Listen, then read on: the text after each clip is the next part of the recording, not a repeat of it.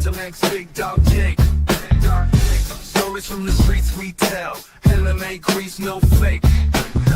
Late nights under city lights. Laughter echoes through the air. Real talking, verbal fights. Homie bond beyond compare. For the homies we ride together side by side. Podcast loud and clear. Every episode's a vibe. Memories and tales of old. Legends grow, the stories unfold. Hard times turn to gold. In this world we hold our own. For the homies we ride together side by side. Podcast loud and clear. Every episode's a vibe. Voices join in harmonies. Echoes of our histories. Homies keeping it real true. Every week something new.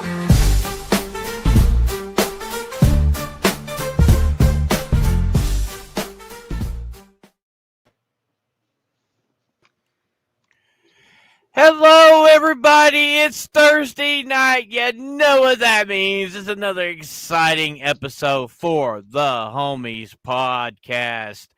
And before we do our introductions, I want to remind everybody we do have an official merch store. Link is in the description. It's also the pinned comment. Chris, how you doing, brother? I am doing great, Mr. Phantom X. It's Thursday night. You could have been anywhere, but you're here with us. So, Mr. Ebola, how you doing? I am doing good. Thanks, Ebola. Now. You're welcome.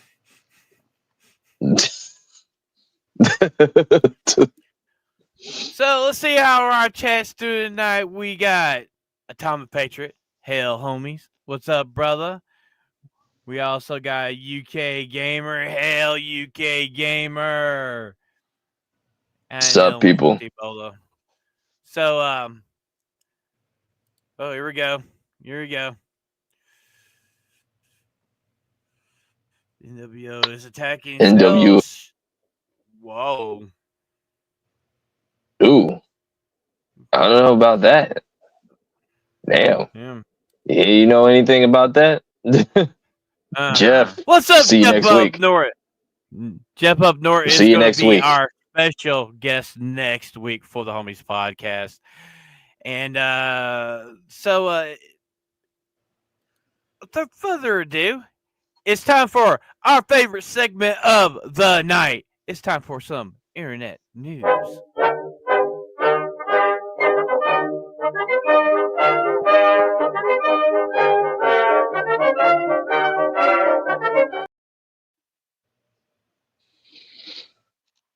Chris, what we got going on tonight?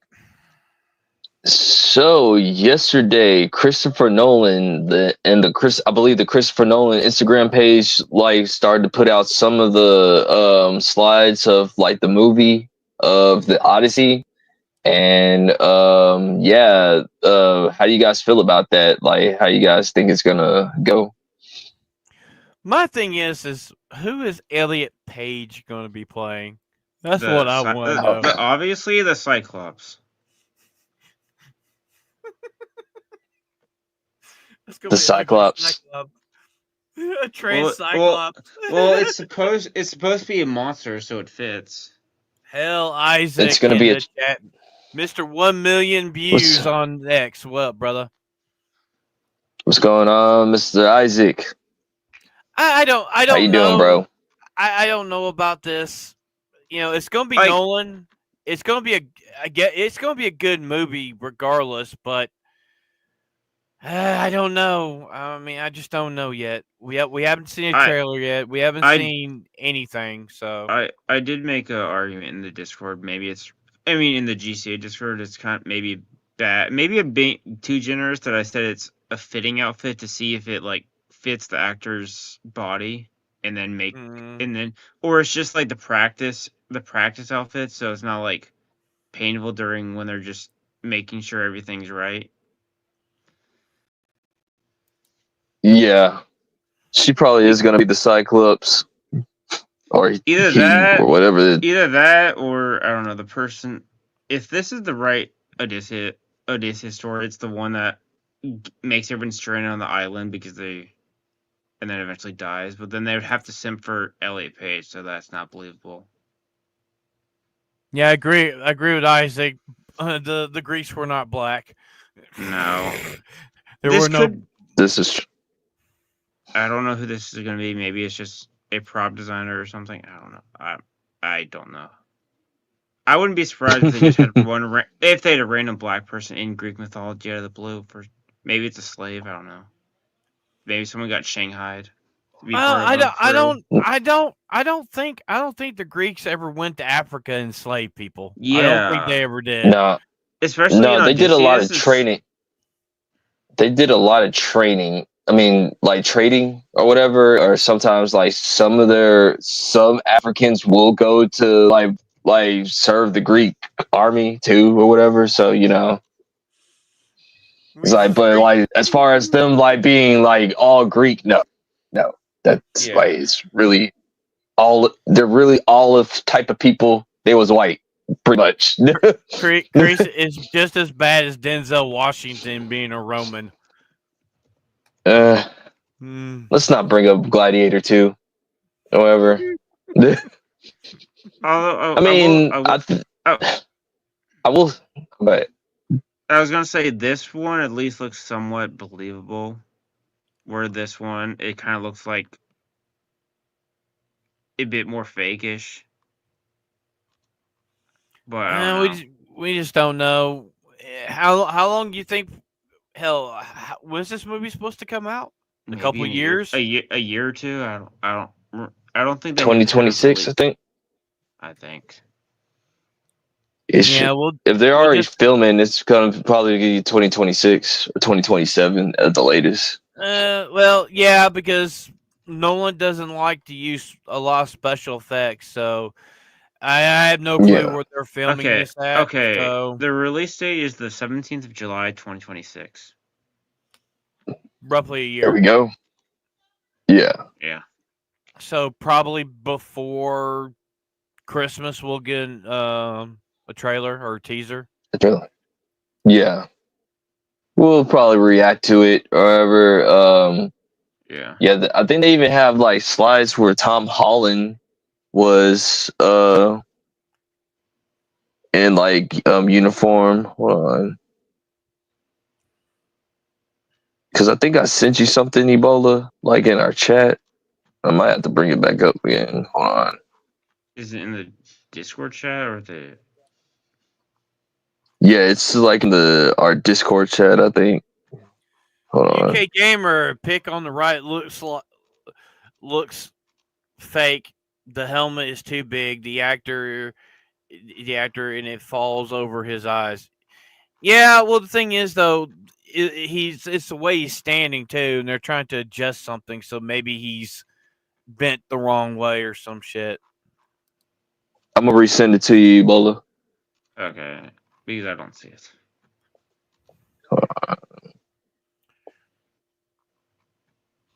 Give me 1 second. Talk amongst the chat. Just give me 1 second. But so We're professional, we swear. So my thing is when it comes to this movie,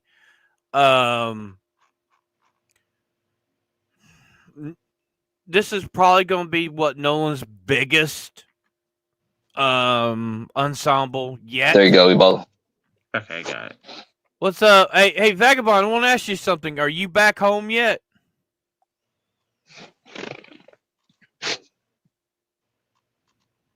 Okay. Yeah, there's some more stuff with the images right there. So what do you think? Who do you think Tom Holland's going to be playing? Hey Vagabond, would you like to come on? Hey, at least the boat looks somewhat, but it looks more Viking-ish than Greek. A little bit. Well, it could be a smaller boat that they're going out to a bigger ship. That's true. Hey, Creaser drop the link to Vagabond.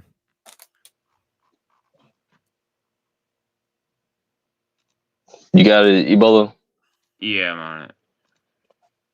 All right. It'd be on 5 minutes. Yeah, but to me, that does that could be a Greek boat. That could be a smaller one. That could be like one that they would have the when the ships are offshore. That's like a transport boat. That's what that is. That's a transport boat. That's to go between the boat and the land and the boat. So you can tell that's definitely Greek by the way it's designed, because Yeah. a lot of the Norse took inspirations from like other groups of people to create their boats. Yeah.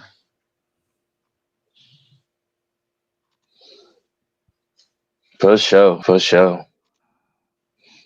But yeah, I mean, I think we could probably move on to the next one. Do you have something to promote about Power World, Yes, Phantom? yes. Officially, Power World put out a release yesterday stating that by the end of this month, Power World will be cross-platform. So that means if you're on Xbox, PC, PlayStation, wherever you play Power World, it's going to be cross-platform. We do have a thing in the homies Discord where we do have a guild that we are playing. If you guys are interested in joining, join our Discord. The link is in the description down below, and we try to play it when we can. So yeah, that's pretty much it on the Power World thing. I think it's gonna be cool. I know that uh, there's there's some rumors that there's gonna be some servers set up soon, and a lot of us are gonna be playing together, in other places too. And I mean, come on, guys, join our Discord. Join the It's a, Discord. we have cookies. Yeah, and you can go in there and you can make fun of Ebola all you want. What the heck? He's #1 Kamala supporter, man. Well, Atomic Patriot's the #1 communist supporter, so. Now. We We can't be don't having judge. hearsay. We don't judge. Except for Isaac. He judges a lot. Mm. Oh man. Any what is the chat how's the chat doing, Ebola? Well, Atomic Patriot's asking if Vagabond's another DI panel host. He also said, as if Isaac's homosexual. Yes, he is. Yeah, he said this last night over in the GCA chat that he could call certain people. He could say homosexual in the chat for certain people, but won't let him do it for other people. So Isaac's in that top group that he could actually call us homosexual. So I think Isaac's in a good place, I guess. I don't know. We all know he's gay, but it is Yeah. what it is. I think the copyright with Nintendo didn't work, so they just gave up or something. Yeah, so they ended up they filed a whole bunch more recently, and they pretty much got thrown out.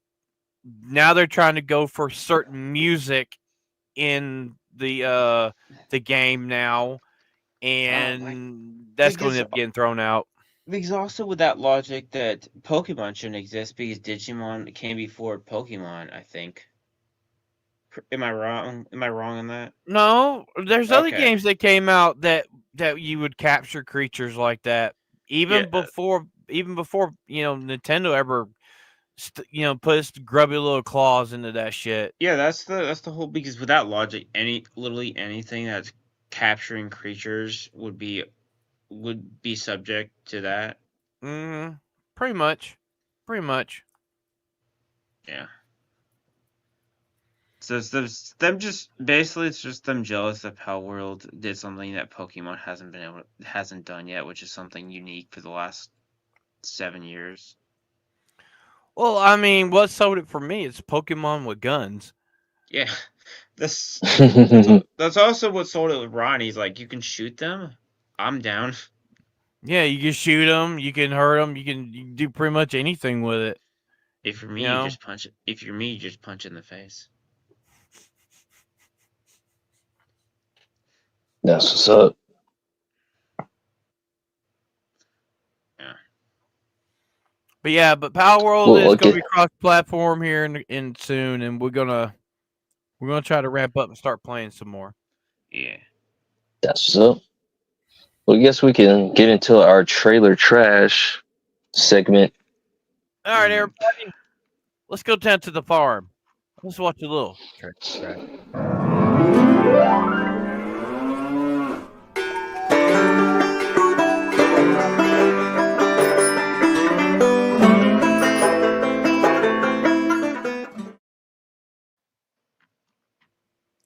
You know, let's just get the pain out of the way. Let's go ahead and just do the Last of Us trailer. Let's just get it over with. I was already planning on doing that one first.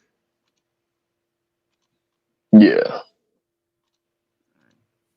Okay. Do we just play the whole thing through?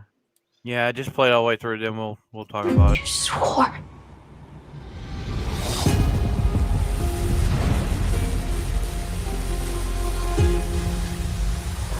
Great. So we do. So they have. Lovely.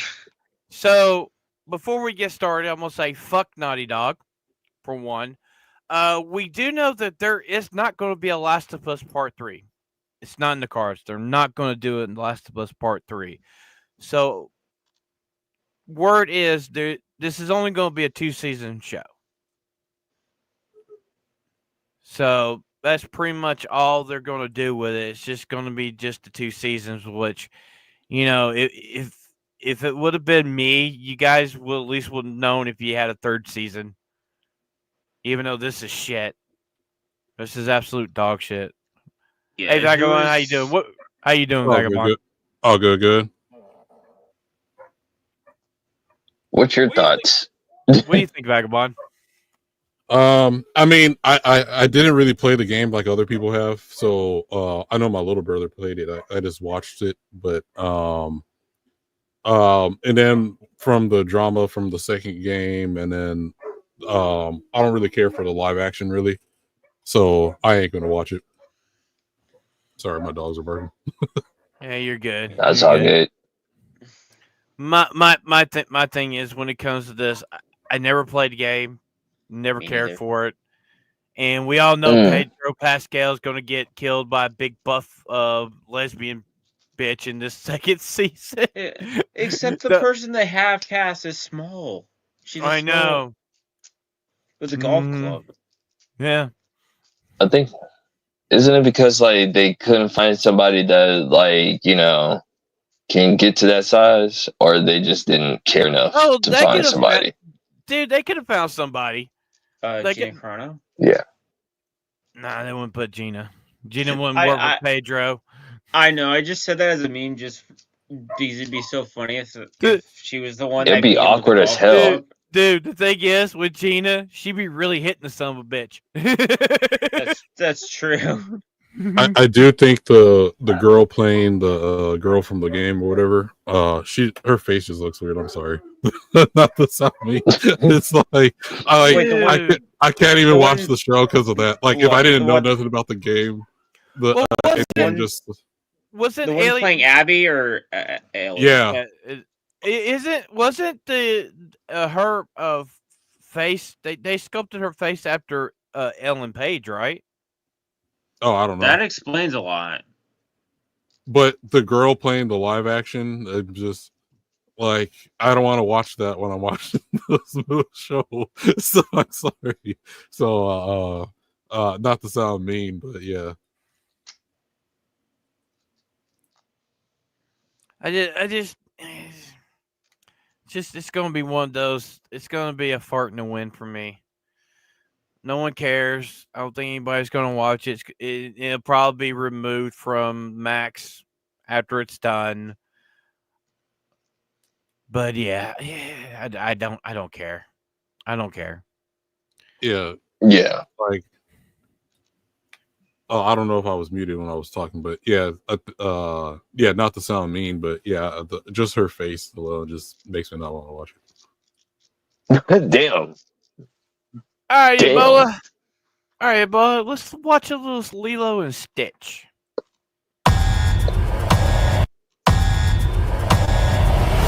We have apprehended a dangerous experiment. Where is he? He escaped. He's trying to find the police cruisers. He took the red one.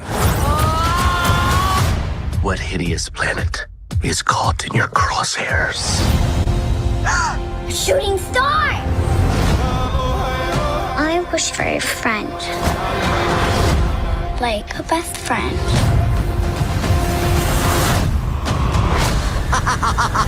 What the hell?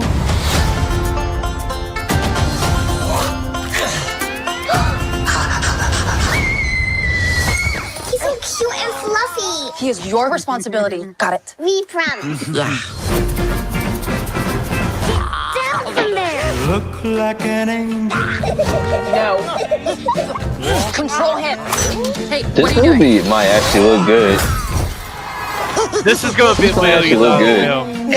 Yeah, It's going to be a billion-dollar movie. Yeah. This is gonna be $1 billion. Yeah. Rough. And he looks good. Yeah.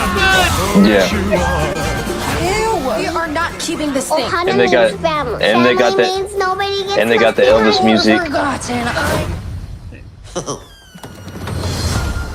Stitch bad. Sometimes family isn't perfect. That doesn't mean they aren't good. That was close. I don't think you're supposed to drink that. He's drinking lava lamp.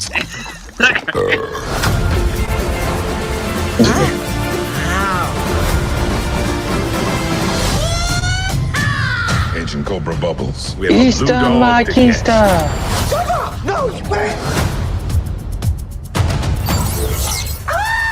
Mr. Bubbles. Oh, they even got the snow cone, dude. No. I'm gonna give you to the count of 3, Stitch. 1.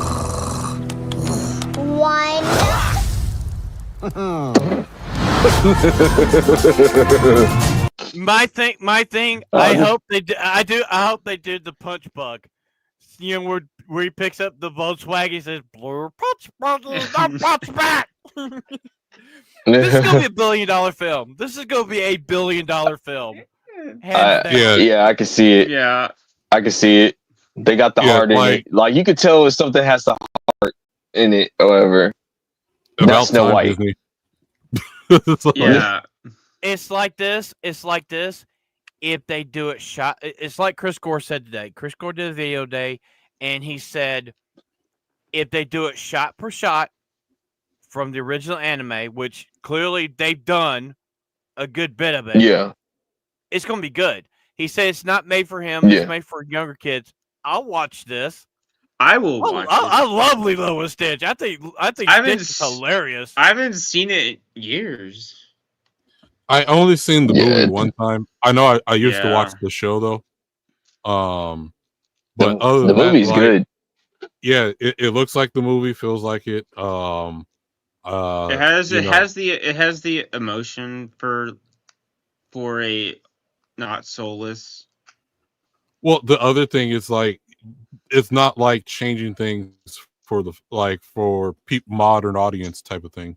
I mean, I don't know. There might be Yeah. something in there, but I so think far from the trailer, That's the only thing I Um, remember it- is it- that one casting got mad because they weren't dark enough, I guess, or something.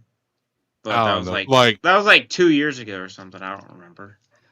I mean, the only But I argument did- you can make is the older sister could be more traditional Hawaiian looking, but other than that, I think it looks good. I think it's gonna She's be a- good. I saw no Yeah. problem. Mm. Yeah. I think it's gonna Well, be see people, see trolls. We do like stuff.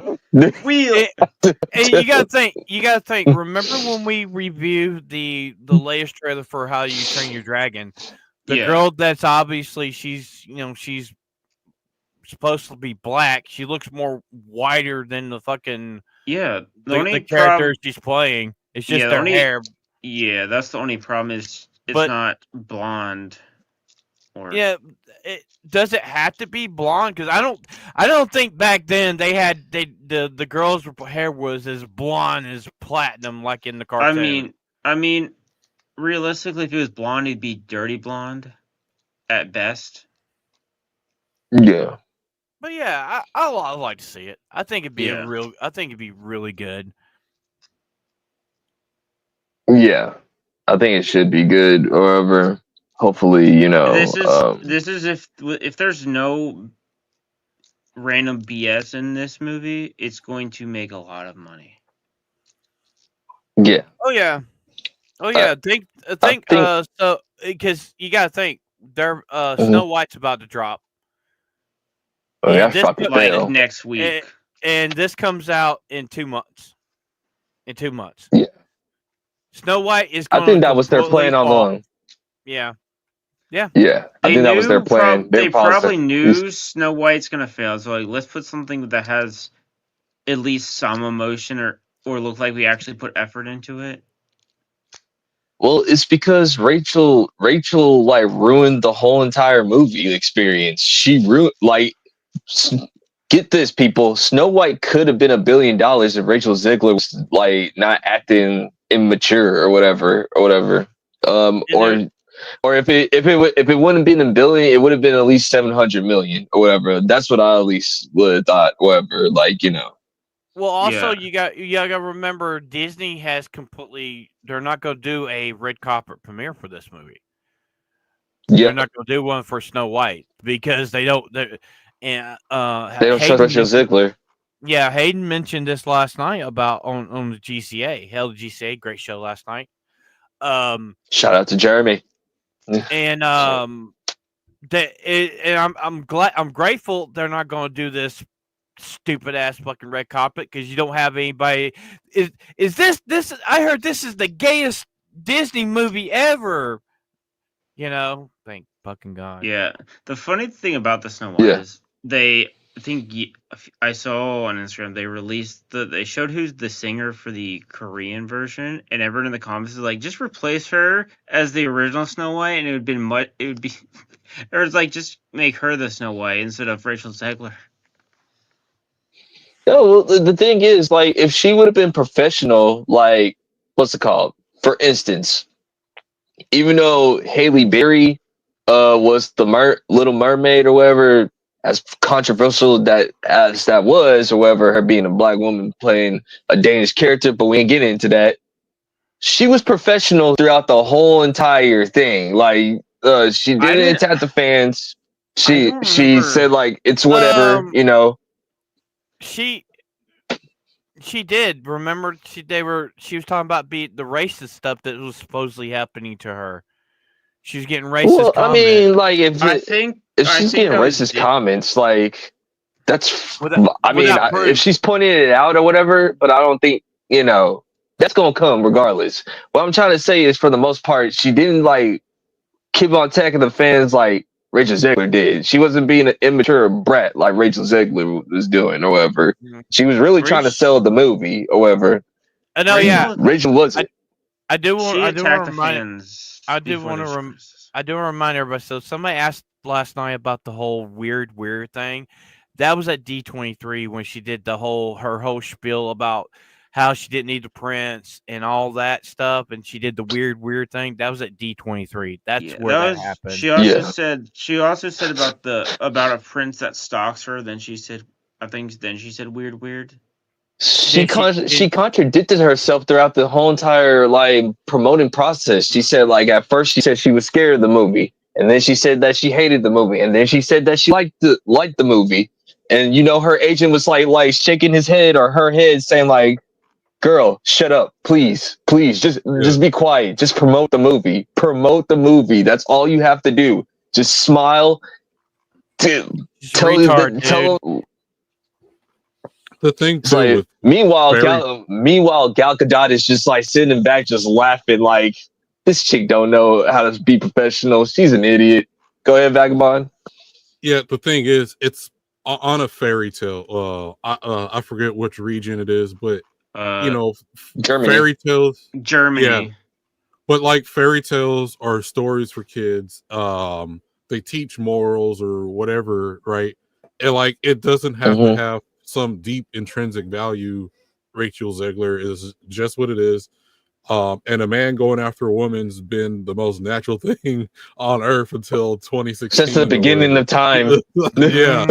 So, like, Hey, don't forget. How you think you got here, Rachel? Don't forget. How you think Dude, don't forget caveman days. They clubbed the women over the head and dragged their hair into a fucking cave and make babies. Yeah, like Rachel, how do you think you got here? Like your dad had to approach your mom to like get you here. I'm just saying that's how you got here, Rachel. Yeah, like it's not supposed to be like, oh man, what you mean a woman can't take care of herself? No, it's just a simple story, you know, about an evil witch that's jealous or whatever, and you got the prince that saves the day, and that's it. A fairy tale for little girls or whatever. But also the animation for personally, I'm tired of live actions. I do want to see some 2D stuff, especially like I don't really talk about the art side as much of things, but like I used to go in Disneyland. They used to be so proud of like their animation studio that I've been on tours where like they show you where, oh, this is where we've studied for Lion King, and they brought in this, and oh, we did this techniques, and then like there used to be a they whole brought in real animals.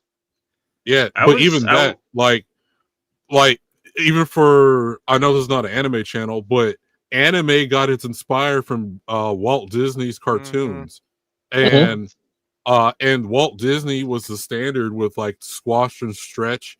There were books on like how to do animation based on what Disney taught, and the fact that he was even. Yeah, like this movie should be something Disney is proud of. And they should have put their heart and soul to it, like we see with the Lilo and Stitch movie.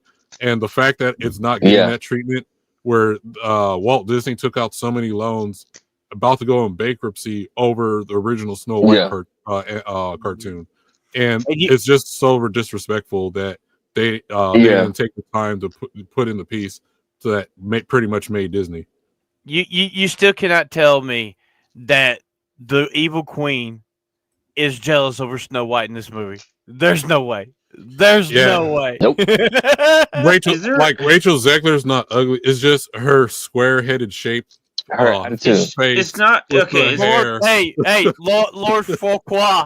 She's Lord Fauquois. It's just in comparison to Gal Gadot, you can't say she's the Oscars, man. The way she was bobbling her head, bro. She was like doing like this, like what are you doing? What's wrong with you? Look at that clip. The clip of her. Never mind. We'll do it. We'll talk about it later on. Okay. But yeah, I do want to see this movie. I think it's going to be good. It's going to be a billion-dollar film, hands down. It's definitely going to like. Don't attack the fans. That's all we tell people. Don't attack the fans. It's like no offense to the Disney adults out there or whatever. Yeah, you're a little bit weird, like still like, but I'm just saying, like, you know, when you got the Disney adults like saying that this movie is gonna suck and everything, like, you you done messed up or whatever. Like they say they ain't showing up. Let's say this. People on our side of the fence, give this movie a chance. Yeah. Give it a chance. The Lilo and Stitch? Lilo and Stitch. Give it a chance. I've already heard people out there, saying this movie's gonna be terrible. It's gonna make $1 billion, but it's gonna be terrible. Terrible. That doesn't make sense. $1 billion, but terrible. Here's what I'm gonna say to that. Just because whoever made that comment that it's gonna be terrible, I'm probably gonna go watch it in theaters. Because normally I don't go watch like the movie's not for me. I like Lilo and Stitch, but was I looking for a live action? I don't think it's going to be terrible. It looks like people who actually probably grew up watching Lilo and Stitch now is in their place. Like hey, let's do something for our childhood, and they put their heart and soul in there. Yeah. I will support that. Like, Yeah. Yeah. and here's the thing too. When Disney or whatever actually does good, I think we should support it. The show, You have to praise it. You have to do. You got to give it good. I think it was either. I think it was either like it was somebody in the GCA. But what I'm trying to say is this: if you have to let the client know that you did a good job on it, or else they're gonna just keep on messing up or whatever. How can you correct something if you don't know what's going on? So like if Disney does good or any other movie does good, say it's good. Like, don't lie to the people just because you're trying to keep an agenda. Like that's dumb. Like the whole. I understand the whole don't give them your money, but also if you don't give them money, they don't know what's good and what's not good for their business thing. And I know some people hate Disney, but I think most of us still want Disney to be like they still want Disney to be good. Well, here's what I want Disney to be good. Yeah, exactly. Go ahead.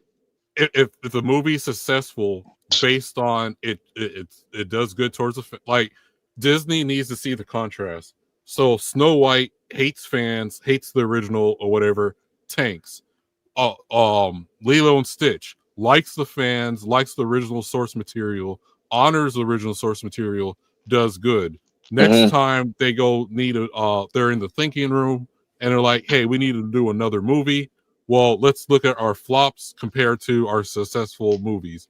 You know what? When we honor the fans and honor the source material, we got the money we were looking for. Let's do more of that. And that's why this needs to be have a good turnout, especially if it turns out everything is good in the movie. Now, I'm going to be devil's advocate. I want to be devil's advocate here for a second. The thing is, it's Disney. It's Disney. Regardless if the movie's good or not, we don't know who they're going to get to do the next movie. They'll probably put out another shitty one to attack the fans. We just don't know yet. Then if they do that, we don't. Well, here's what I think. Well, here's what I'm gonna say to that. So same thing with video games. It usually takes like a minimum of 5 years to make for AAA studios and big studios. It takes a minimum of 5 years to make a game or a movie like that. So, so whatever they already made, we're probably going to see some shitty stuff for the next few years or so before we start seeing a turnaround. Like, don't get me wrong, like it's not going to be a light switch. Yeah, and also this, like, they don't they're pretty much out of all their classics. Like, they're almost like out of them. Like, like they pretty much made almost everything that you could think of in live action or whatever. I think the only one that they haven't done is a live action Atlantis movie or whatever. And Treasure Planet. Did they use all or Hercules? Those are like the only three. Right. Well, they are doing, Chris. They are doing live action Hercules. Remember? Yeah, they are. They're doing live action. They also. We talked about this like almost a year ago, but I remember there is one movie that could they do live action, the Robin Hood movie. I heard rumors of them doing a Sword in the Stone live action years ago. See, with the Sword in the Stone, like, I want to see it, but I don't trust them to do it. If that makes sense. I'm afraid of that one. Well, I'm cautiously optimistic on that one. That's how I feel about Robin Hood. If they did a Robin Hood, like is it going to be a CGI mess like Lion King? I've been burned since they wrote the Mulan. I have to say, if they do a Robin Hood, get the people that did Stitch. Yeah. Look at the people that did Sonic. How they did those characters, because to me, if you look at Stitch compared to that first time we seen him, It They looks actually, better. I think they listened to the fans because a lot of us were like saying, "This looks terrible. This doesn't even look like Stitch." Maybe we had Yeah. that same situation like we did with the original Sonic trailer, them making Sonic look like a fucking retard, and they Well, went back and fixed it. here's my thing. Do you think they're doing Lion? Okay, if they do a Robin Hood, are they doing it with like the fox and everything, or are they with actual people? Or like King of Thieves. I would say the Fox. I would say it had to be the Yeah. Fox because Yeah. it'd be Because- Disney. Because that'll be Because that'll be like the Disney version of Robin Hood or whatever. But like My the only thing is problem about with that movie is they're gonna make that one really political. Like I already know what angle they're gonna take on that one. Oh, like yeah, no. because I they'll think take Robin Hood is the most misunderstood character, or misrepresented character Robin Hood. in all of media. it's a thief.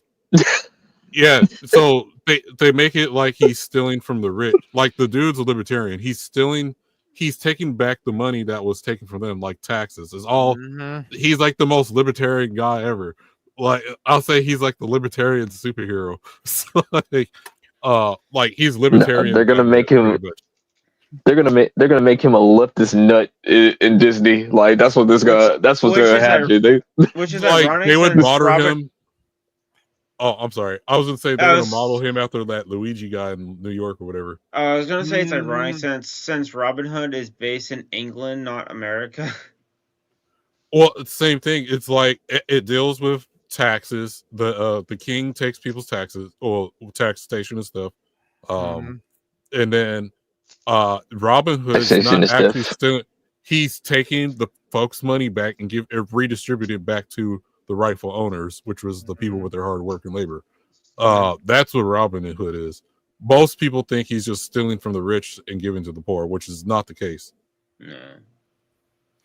That's what how you see it as if you're a kid. You're like, oh, he's just stealing for the rich to give back to the people who lost their money. They're gonna make him like a communist socialist, but like they probably hire Hassan. They will make Piker him a to make communist. Dude, Hassan it'd be Piker funny- as Robin Hood. Hey, it'd be funny as hell. They make him sound like Bernie Sanders. Yeah, no, listen, no, listen here. No, listen here. We're gonna steal from the billionaires, and we're gonna redistribute it to the millionaires. Do you support these onesies? Oh, read UK Gamers. So UK Gamer Uh. says I live 30 miles from Northenham, where the Legend of Robin Hood is based from. Nottingham. Oh, nice, Nice. Yeah. nice. I love the Robin Hood, the stories of Yeah. Robin Hood. I love the King Arthur stories, the Arthurian Did legends. you, Yeah. Robin did you Hood. watch? Did you watch the BBC Robin Hood one?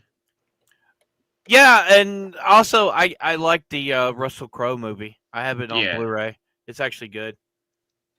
But yeah, Yeah. I mean, And I the just, Kevin and the Kevin Costner Robin Hood movie. I got the Kevin is Costner goat. one.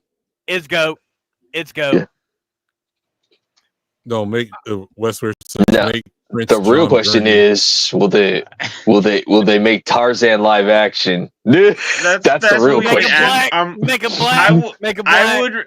I would respect Disney if they actually race swap Tarzan. I'd be like, you actually had the guts to actually Yeah. race swap Tarzan. Well, I don't I'll think they give would you even do race. it. I don't even think they Do would it. race, because then even if they did race swap him, okay, say even if they did But race swap him, him acting like a monkey. they're gonna say, "Oh, the white guy is king of the apes" or something though, and they have to follow his lead. Like they'll never touch Tarzan with a 10-foot pole. I know, but it would be so funny if they did. It's like, A lot of people were please. saying like, do it now. Like, You know, like Disney has so many movies. I'm surprised they haven't done like a live action remake of like one of their other live action movies. You know, they have so many movies that are like live action, like Swiss Family Robinson or The Moon Spinners or Island at the Top of the World or Blackbeard's Ghost and stuff like that. So I Or mean, even, go ahead. Islands of Adventure. well, even still, like they can go back in Treasure time. Planet. Like, any of you guys seen That Darn Cat in black and white? Mm-hmm. I have yeah, it. I have that. I have Cat from Outer Space also. A good Yeah. Disney live action movie. Yeah, they could go back. That's the other thing. They could go back to like lost media stuff and just do remakes of like. Remake Song of the South. Hey, motherfuckers! You own Marvel. Won't you bring back and do a redo Condor Man, or at least put it out on DVD for us to get it? Oh, the Condor, yeah. Yeah. Condor Man. Yeah, was a Condor was fucking good. movie. Condor Man was a good fucking movie. I wonder, would you guys watch a live action movie of the Goofy movie? You think they could pull it No. off? Fuck no. Or whatever? No, Fuck no. no. That's Fuck no. bad. Like the movie's too peak to even redo. They'll, Crease, then we make Yeah, Goofy that's true. gay. They'll make Goofy gay. Did they already try to make Goofy gay? They'll No, make him gay. No. I think. Well, the only other thing is they don't know whether Goofy's a cow or a dog. So that's that other. He's a controversy. dog. Yeah, he's a dog. No, I think he's a cow. I think he's supposed to be a cow. No, he's a dog. He's a dog. They literally said he's a dog. It's no I heard another controversy, thing it was a like- cow. But There's I don't know. that cat. There's that cow lady though. I He likes think, Clarabelle. Yeah. But I think Daisy- what was it? Daisy? Yeah, the thing is, Crease, they'll make him bi, so he'd be with guys and girls with just. Nah, what you guys talking about, man? Freaking Goofy. Goofy used to be pulling the baddie, They bro. will, Like, dude, it is. they will make Crease. They would make him gayer than Isaac, and Isaac's pretty fucking gay. Would they make him gayer Listen, than Mo? Goofy, like, listen, go watch all them Goofy movies. Goofy be pulling a whole bunch of baddies. I don't know how he does it. He's Goofy. He does whatever he needs to do. Like, It's even in his own TV show, like the neighbor Pete's wife. Pete's wife used to be. Dude. All right. Let's move on. Let's move on. Anyway. So Vagabond. One of the reasons I brought you up here is because we're going to talk about our clown of the week this week. It's young Clippa. Oh, okay. I thought it was. I knew it was. As soon as you said that, I was like, "What thing is it?" Also, Buxter Baxter or EVS. So I want to ask you: Did Ripa go on Dick Masterson's show? Recently? Yeah. No, he went on Pod Awfuls, which Dick Masterson. If you even bring him up, you know how Dick Masterson will like quote tweet you.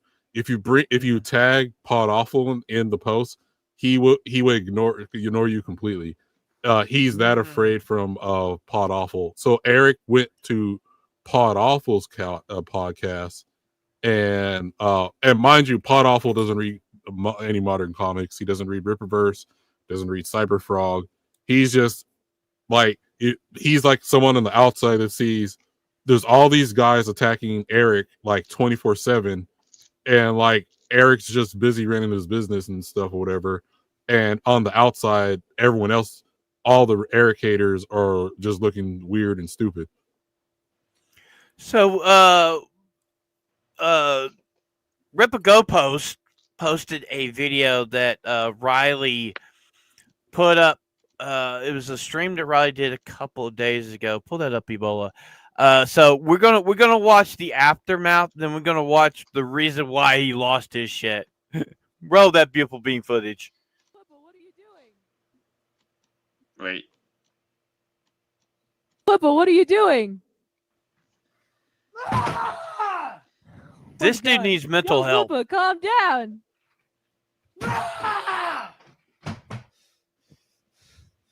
Denver Fan Expo Air July, you better hire 5 bodyguards this time, because there's nothing you can do to stop me from putting bunny stickers all over you in real life. You know what? Shaving would have been too nice, Eric. What I have to do is I have to take the bunny stickers, apply them directly to your hairy arms, and rip. What is wrong with this guy? The Rippaverse, huh, motherfucker? I get it. I'm telling you, there are not enough edibles in Denver to make me calm down about this. Do you understand what I'm saying, Mint? No. I'm going to be very loud in Denver Eric, Okay.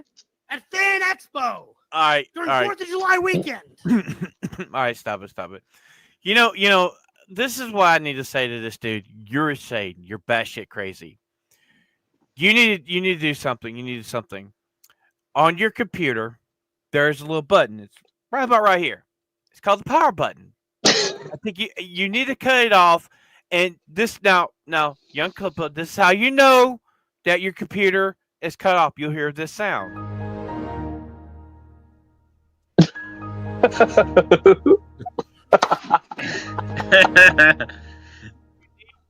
that off.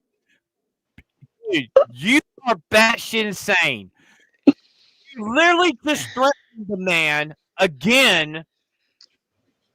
When you were at Dallas, your ass got hauled off in handcuffs.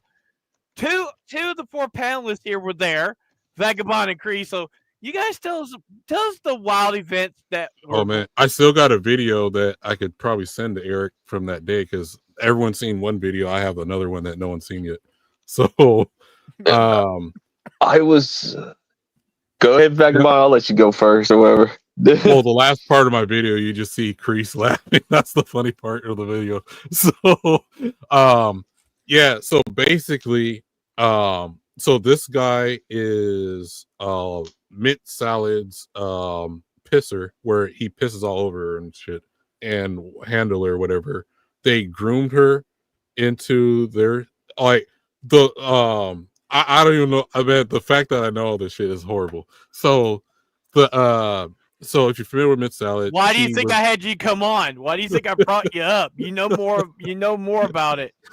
Yeah, so basically, this guy used to supply drugs for Dick Masterson, who, aka, we call Buckster Baxter, or Juju the Cow. And the reason why he's called Juju the Cow is he likes to dress up in a cow outfit and get pegged by his girlfriend, and which he has admitted. And one of those hippie events, he supposedly sucked some dude off because he wanted to see what it was like one time. Which he also has admitted. So that's where Mo got it from. What's that? Yeah, like it's so fucking disgusting. So, degeneracy at its finest. so basically, the best way I can explain it is Eric July has like 3 or 4 sets of haters. The first set was they hated Eric because I've been following Eric since probably like 2012, 2011. No, yeah, about 2012, 2011. So the first set of haters hated Eric's takes about race swaps, that or they would call him a fake comic book fan because comic book fans don't care about race swaps and blah blah blah. Then you got the ones saying that he's a fake libertarian, or they hated him because he's a black libertarian or whatever. That's the other set. And then you got the more recent set, which is people who followed basically basically sucked the what's it called off of EVS, or Ethan Van Sciver, who basically first praised ISOM but gave Dick Masterson a pass, who said he doesn't like comics, but hated Eric enough to do a review of ISOM. And if you read ISOM #1 and looked at Dick Masterson's review, it makes no sense. It's like someone didn't read the book ISOM. And the other thing is Dick Masterson's review was like the story needs to have a beginning, middle, end in the same book, which that's not how comics work. You're tripping. But that's not a how it works, moron. But ever since then, Eric's like, you know what? I read your critique. It makes no sense to my story, and I'm successful without it. I refuse to. Basically, your criticism is basically invalid. Then that's when EVS is like, well, all criticism is valid, even if you don't like the criticism of blah blah blah. Basically semantics. EVS all of a sudden it's like, well, Dick Masterson's review sounds good all of a sudden, and oh well, Eric's book is, even though I praised it and said I like the story, is all of a sudden crap and I hate it or whatever. So then, don't forget, EVS drawed some of the covers for fucking Isom. well, yeah. Well, that's a whole other thing. Well, the thing is, EVS was like best friends with Eric before, and that's the but I guess what it is, he EVS wanted to get the drama stuff really, and traded a lot of the comic book crowd for the Dick Masterson crowd that just hates Eric's guts, and that's where Riley comes in. So Riley, out of nowhere, who's also Dick Masterson's supposed not host, but the guy that works as the producer. So Riley, what he started doing was making videos of, hey, I'm going to walk up this hill and lose weight every day so I can come up to Eric and shave his arms. And so the guy would post a video of him walking up a hill every single day with a giant pair of scissors or some clippers, talking about he's going to shave Eric's arms when he comes to meet up Eric. He's going to hold Eric July down and shave his hairy arms, whatever. Right. So so Eric ignored him, didn't say anything. Then the guy started like, okay, you got Rippaverse. The guy changed his name to Clippaverse, and basically he stole the Rippaverse logo with the hat with the lightning bolts, which you see him wearing on that shirt. And the lightning bolts, all he did was change it to little clippers, but the actual logo is the Eric July hat with the lightning bolts coming after it, which you see him wearing right now. And basically, he started selling those T-shirts on Teespring. That logo with the hat with the lightning bolts coming from it is actually trademark or whatever. So what happened is Teespring's algorithm sensed that it was a trademark issue and destroyed and took down Riley's store. So Riley was like, oh, well, Eric DCA'd me. Eric's like, no, I didn't. So he's calling Eric a liar, saying he DCA'd him, but it was just he tripped the red flag from Teespring. Like, you can't just put Disney logos on stuff and start selling T-shirts on Teespring. Even if Disney doesn't see it, Teespring sees it. Like, or Amazon or whatever. TC, they don't want to get sued. That's what it is. Yeah. And if anyone hasn't sold T-shirts with logos before, there's you can get permission from companies with a little code that you would enter in so you don't get flagged. Instead, you got pretty much permission. I forgot what it's called because I haven't done it in a while. I used to sell reggae shirts, but that's a whole nother story in my past. But so he did that. So then he started showing pictures of Eric July's house, taking pictures. He's gonna show up there.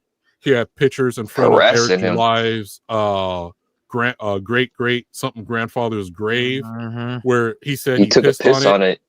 Yeah, and he took a picture where the piss mark is. And if you don't, this was a year ago. This was a year ago. Well, this has been going on for over 2 years now. And he took a pic. If you don't know about Riley and Mint Salad, they have a OnlyFans.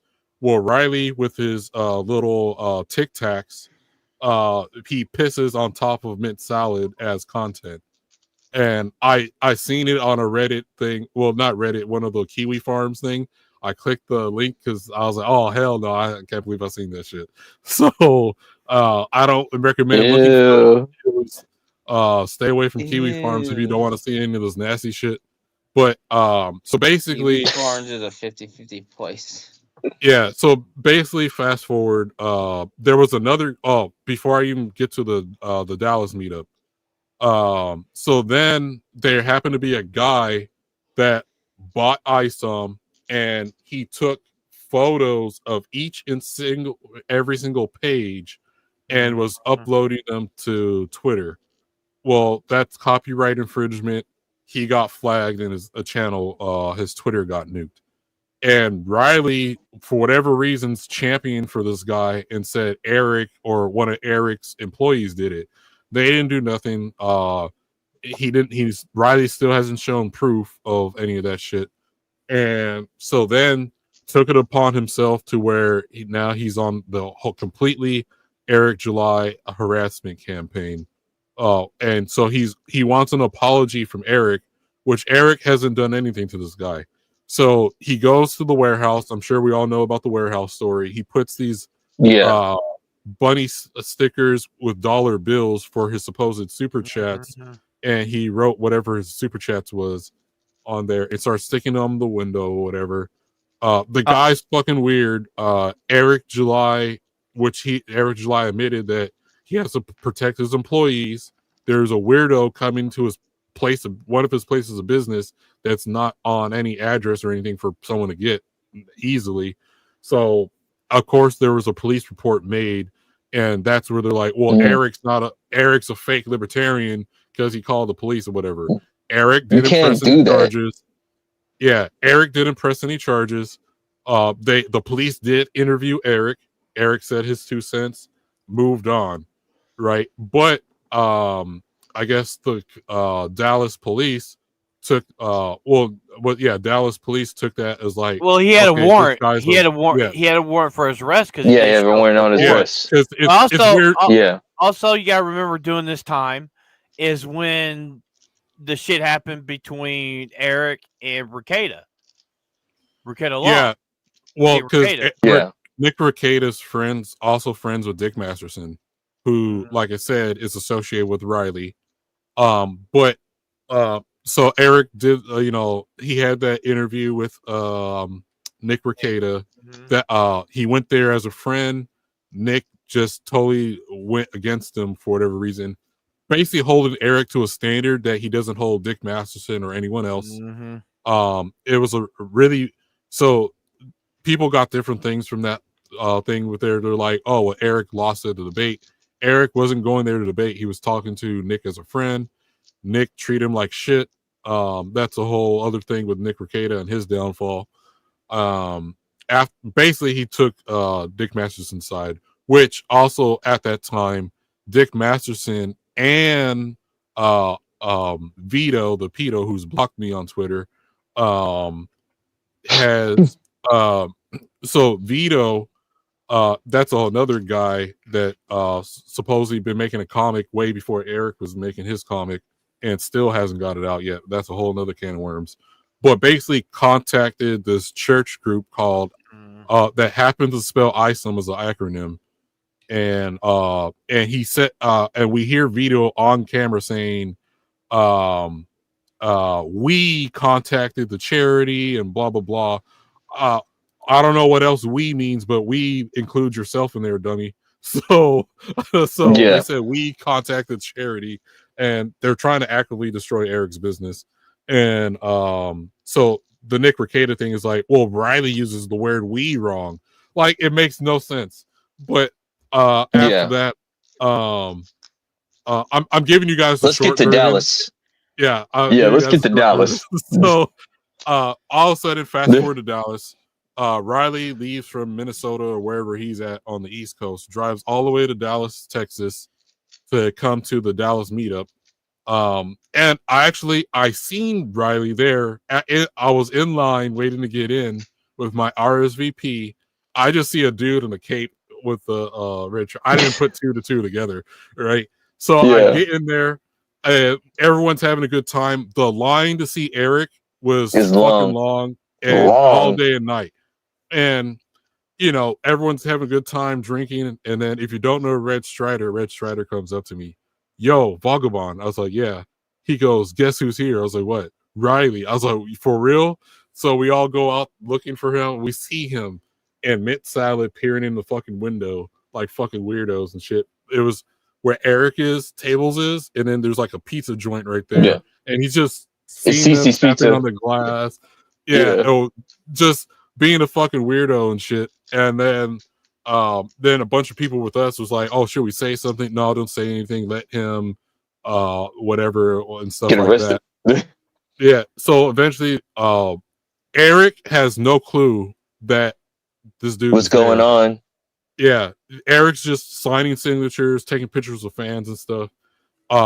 Then I guess the owner went out and talked to Riley told him, hey, you can't just be sitting on the glass or whatever. Then eventually the owner calls the cops, where we see the cops come there. They're talking to Riley and Mint Salad. And mind you, while we're sitting at our table, we went on YouTube and found Riley's stream. So we're paying attention to what Riley's saying on his stream while we're at the event. Hey, Sophie. So while we're at the event, we're watching their stream of them streaming with the cops and stuff. And eventually the cops, they run his name, find out there's a warrant, arrest Riley, and Riley goes to jail for the warrant. But here's the funny thing. They're blaming Eric that, like, I filmed part of this too. They're blaming that Eric called. Eric didn't call because after Riley got put in handcuffs, it's impossible. I took my phone, me and Red Strider, we went back inside the building. We kind of skipped the line while people were in line. Like, Eric, you got to check this out. Guess who was here? We show Eric on my phone, Riley getting arrested, and Eric goes, "What an idiot!" So yeah, like I can't believe the guy was even out here. I didn't even know he was here the whole time. Wasn't Eric way too busy? Yeah, he was. He didn't know. He was way too. No, he was. He didn't know. Yeah, he did not know until me and Strider told him. Okay, so Eric did a video. Let me. So let me make this point. You do yours and watch the video. So Eric made a video talking about some court papers that he received or didn't receive. I don't know. And this is what set Raleigh off. Okay, go ahead, Chris. So basically in Dallas, it was impossible, and Vagabond knows what I'm talking about. It was impossible for like Eric to get on the phone because his line was literally wrapped around the restaurant and then some. And then you also had the other G&G members in there too. So like Eric was busy all night long. Like literally, like when I got out of the line, that's when I saw Riley getting arrested or whatever. I'm like, remember Hayden was telling us how Hayden was watching that shit, go down a lot. Yeah, Hayden was sitting next to me. Yeah, we filmed the whole thing, and like we were watching their stream while Mint Salad's holding their phone. And like I said, Eric, I had to show Eric on my phone that Riley was even there. And and Eric's like, oh, like Eric didn't even know. So all the motherfuckers lying saying Eric called, that was bullshit because I was there and witnessed the whole thing. Impossible. It's impossible. It's literally impossible.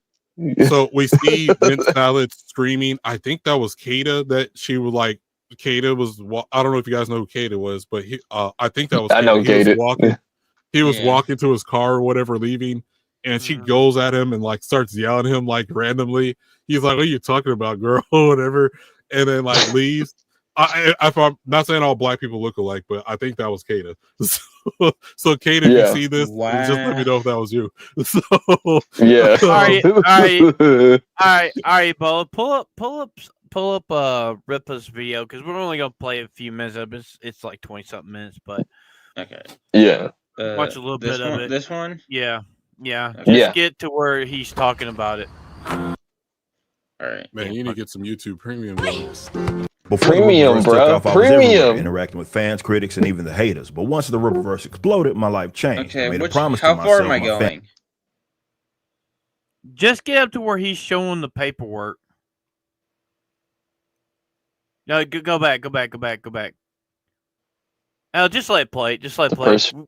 Family, my team, and our customers to focus on being a better professional for the sake of this business. Unfortunately, some saw that as an opportunity. Without me actively addressing things, drama farm and content creators fill the gap. Floating lies, taking things out of context, and narratives unchecked. And while there are plenty of people that are pushing back and defending me, it's rarely creators with big platforms. So a lot of people, especially the perpetually online, start believing the lies. While most of this nonsense hasn't impacted the business, it's not for lack of trying. These people go out of their way to go after anyone who supports me or the Rippaverse, fans, business partners, even colleagues. They don't deserve that. So I'm starting this segment Beyond the Narrative as a simple place for people to reference when the usual nonsense pops up. This isn't me going back to monetize your haters, and I'm not diving back into the YouTube grind. YouTube isn't my focus anymore, so I'm not chasing content. I'm spending 20 minutes recording this, passing it off to my editorial team, and getting right back to work. These segments are here so that fans and really anyone who supports what we're doing have a central place to point to when someone brings up one of these tired talking points. There we Whether are. you want to reference share it or just have the facts, it's all right here. Wearing the so same let's get into shirt. the first issue.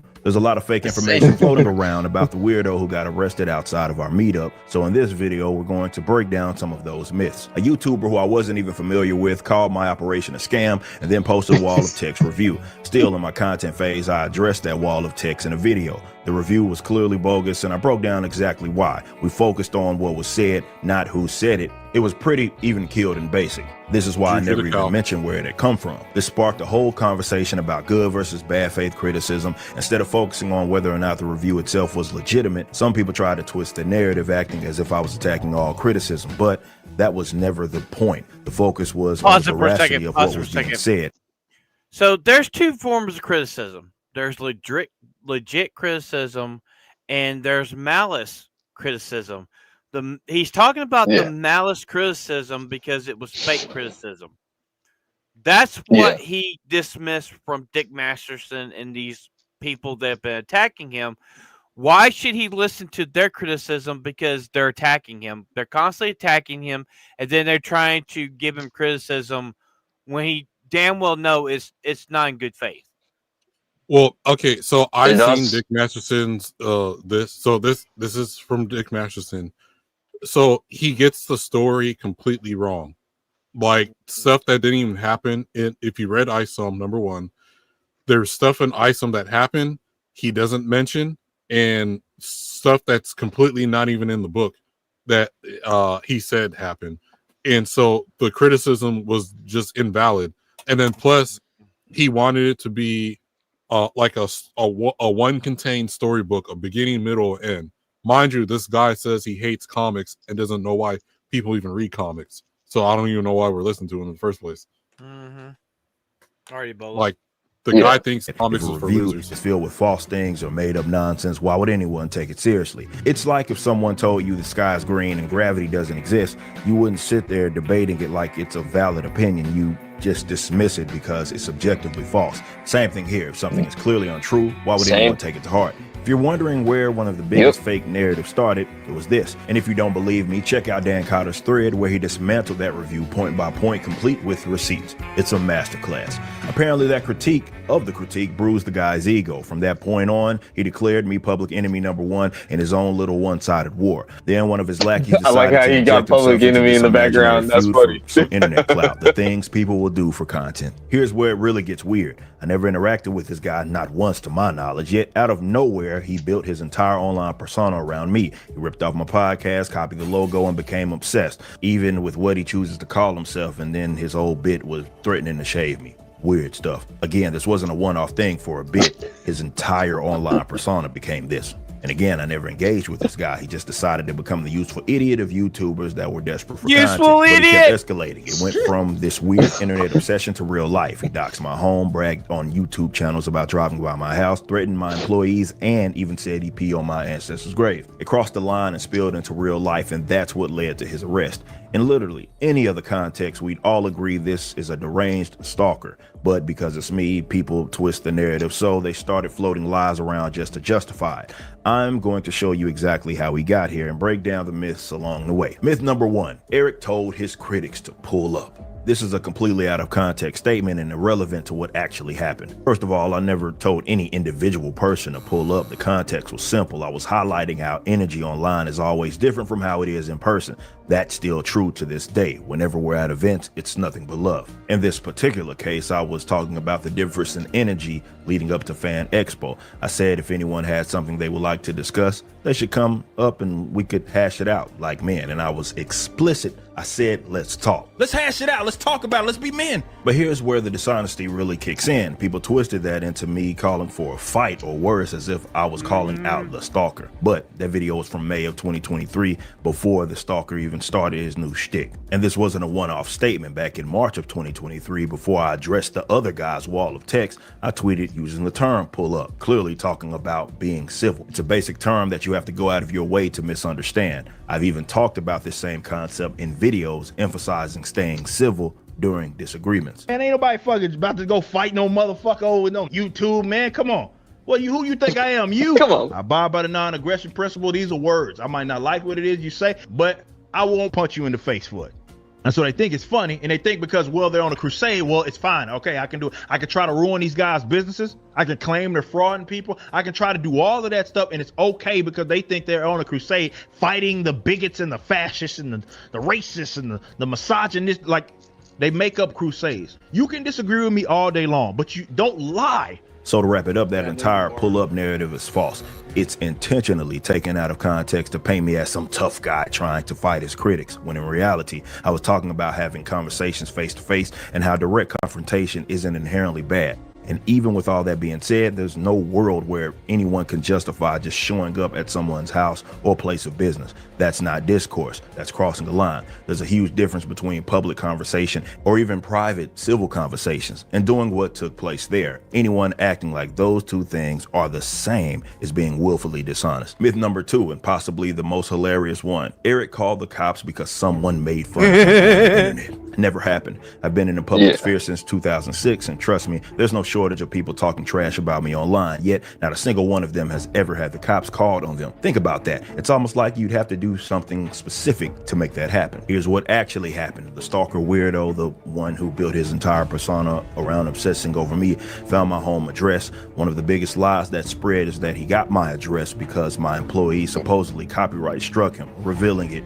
That's completely false. A couple of things here. No one from my team, not an employee, not legal, no one sent him a copyright strike that revealed our address. There are zero receipts to back up that claim. Instead, he used other people's screenshots acting like they were his to inject himself into this one-sided feud. Just to be clear, if he had received anything from our legal team over using our logo, it would have been a trademark issue, not a copyright one.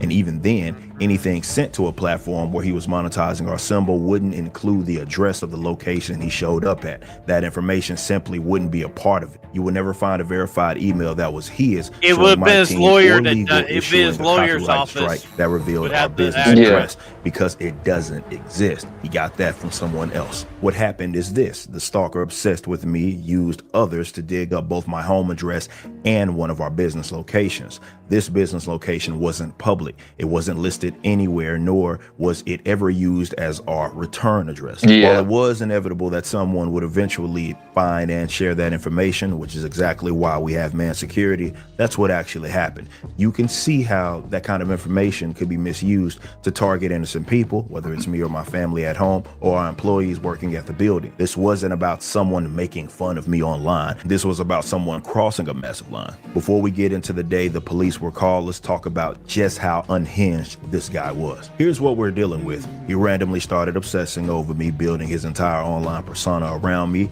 He said he peed on my ancestor's grave, then claimed he actually did it, and then said it again. Yeah. So you get, I think we can stop right here. Yeah, you can stop right here. So you guys remember the night that Riley put that video out, being at Ripa's warehouse studio? Was the night that EVS, Masterson, and all them were on that live stream and had their cronies attack the G&G stream. Most of us was in the chat that night when that happened. Yeah. The bunny attack. The bunny attack. I think we can talk about this a little bit more, but I'll just give you my final thoughts on it or whatever. Like, at the end of the day, those people is crazy, and you just don't deal with crazy. Like you keep crazy away or whatever. Like they have made up their mind. They're never gonna change. We're like, they're dumb. They're they're just dumb people, bro, and they're just Guys, jealous. That's all guys, it. Hold for a second. Vet Law just announced that he's in a drive-through. So, well, take the pants off. Take the pants off. Take your pants off. I just want to suck a dick to see what it tastes like. True. Yeah. Well, that's one thing I would say. If you're going to people's houses, like I know whatever state you are in, you freak or whatever. Like, don't mess with us and motherfuckers in the South. So I'm just saying, our laws allow us to do things you can't do in your state. So red states are different from blue states. I'll put it that way. Yeah, that's all I'm going to say. Well, so at the end of the day, these motherfuckers are just hateful bigots. Do I think they hate him because he's a strong black man that makes a lot of money? Absolutely. Absolutely. Yeah, I mean, here's the other thing. They bring up Eric's race more than Eric has ever done. Yeah, like they can't argue about his beliefs or anything. That's always boils down to his race, which at first it was so cringe. Hold on, Vagabond. It was so cringe where like on Twitter, like I think it was on EVS's page, like they were pulling up old videos of Ripper like singing like, you know, pop punk songs or whatever, and they say, "Oh, look at Ripper trying to be accepted amongst his other white peers." I'm like, what the hell, bro? What is going? Why do you care so much, dude? Well, He's freaking crazy, man. Bullshit. Here's the other bullshit about how EVS is lying, and I used to watch all of EVS's streams. I used to be a big fan of EVS. So you know when Eric has done monetize your haters, and he used to get those retards on that would remember the big fat guy that was like, "Oh, your hair's nappy, how come you don't have a studio?" That guy, Black Marshmallow Man. Yeah, I remember him. Yeah. He was a fucking retard. Oh, Jody's corner. Yeah, Jody's crack Joe's corner. yeah, Jody's. So I watched EVS's stream. Is where that EVS, fucker still around? Yeah, I haven't heard unfortunately, him in a while. He hangs out Popcorn Planet or whatever. But fuck Popcorn Planet, that fucking faggot. But basically, I watched EVS's stream where EVS fapped it, where it was saying, "Oh, Eric totally wiped the floor with that dude." Now that EVS has a hate boner for Eric, EVS did a trash cast saying, "Oh, that guy completely wiped the floor with Eric." Like what? Like you can't just be flip flop, and he's doing that with like every past stream of Eric's that I seen him praise everything Eric had to say. Can I say this much about what's his name? Popcorn Planet? That's his name. He's the Dollar Tree version of D-Day Cobra, and D-Day Cobra's way more talented than him. Well, Popcorn Planet's the one that sent Jody's crack corner to Eric. I know. And I used to like that motherfucker because I watched this shit when the whole Amber Heard Johnny Depp shit was going on. I watched his stuff. I was sub to him until he fucking pulled that bullshit. Because I was following Eric at the same time. And when he pulled that bullshit and he started running his cum dumpster about Eric, you lost my sub, fucker. Yeah. So, well, Ebola, do you want to do your little small segment real quick on Jolly Somali, or do you want to do it for next week? It's up to you, bro. Let him do it. Let him do it. Okay. Yeah. We got time. Man, Johnny Somali, I can't wait for him to get arrested. Well, to go get locked up. Ebola. There you go. Oh, sorry, Ryan. I'm eating Mexican candy. There is a fifth charge. All right, so Ebola, we can't hear you. Ebola. Oh, I forgot I was muted.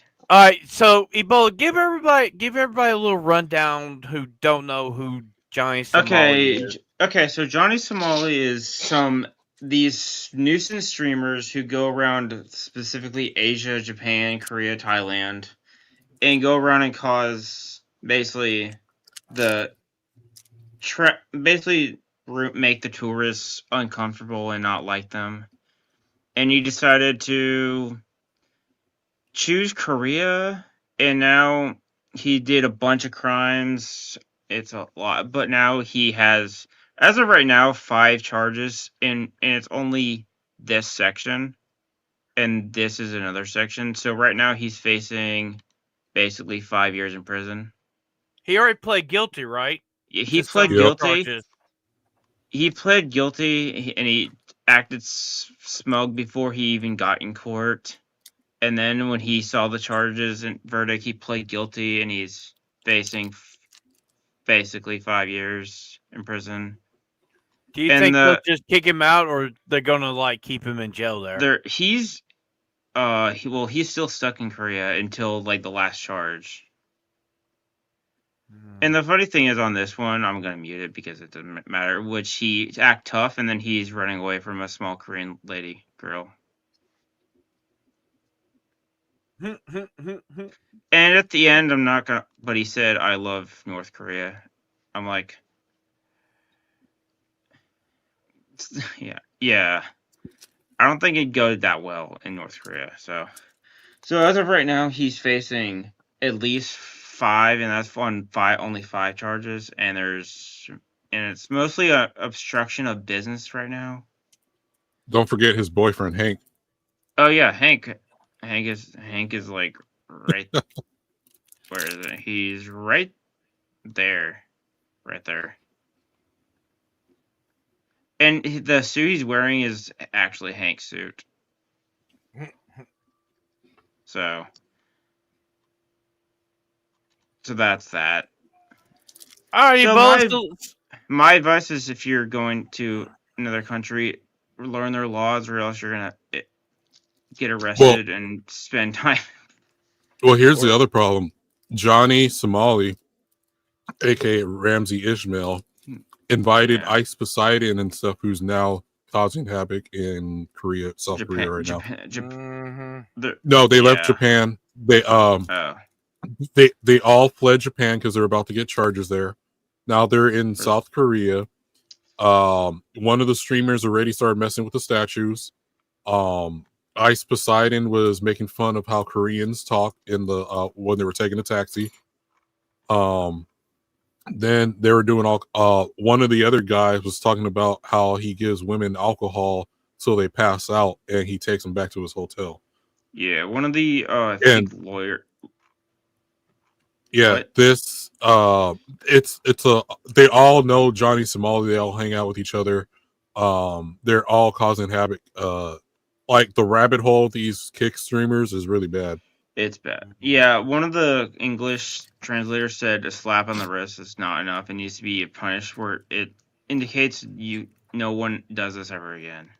Yeah, but yeah, one of the guys just yesterday admitted to making women drink till they pass out and then taking them to his hotel.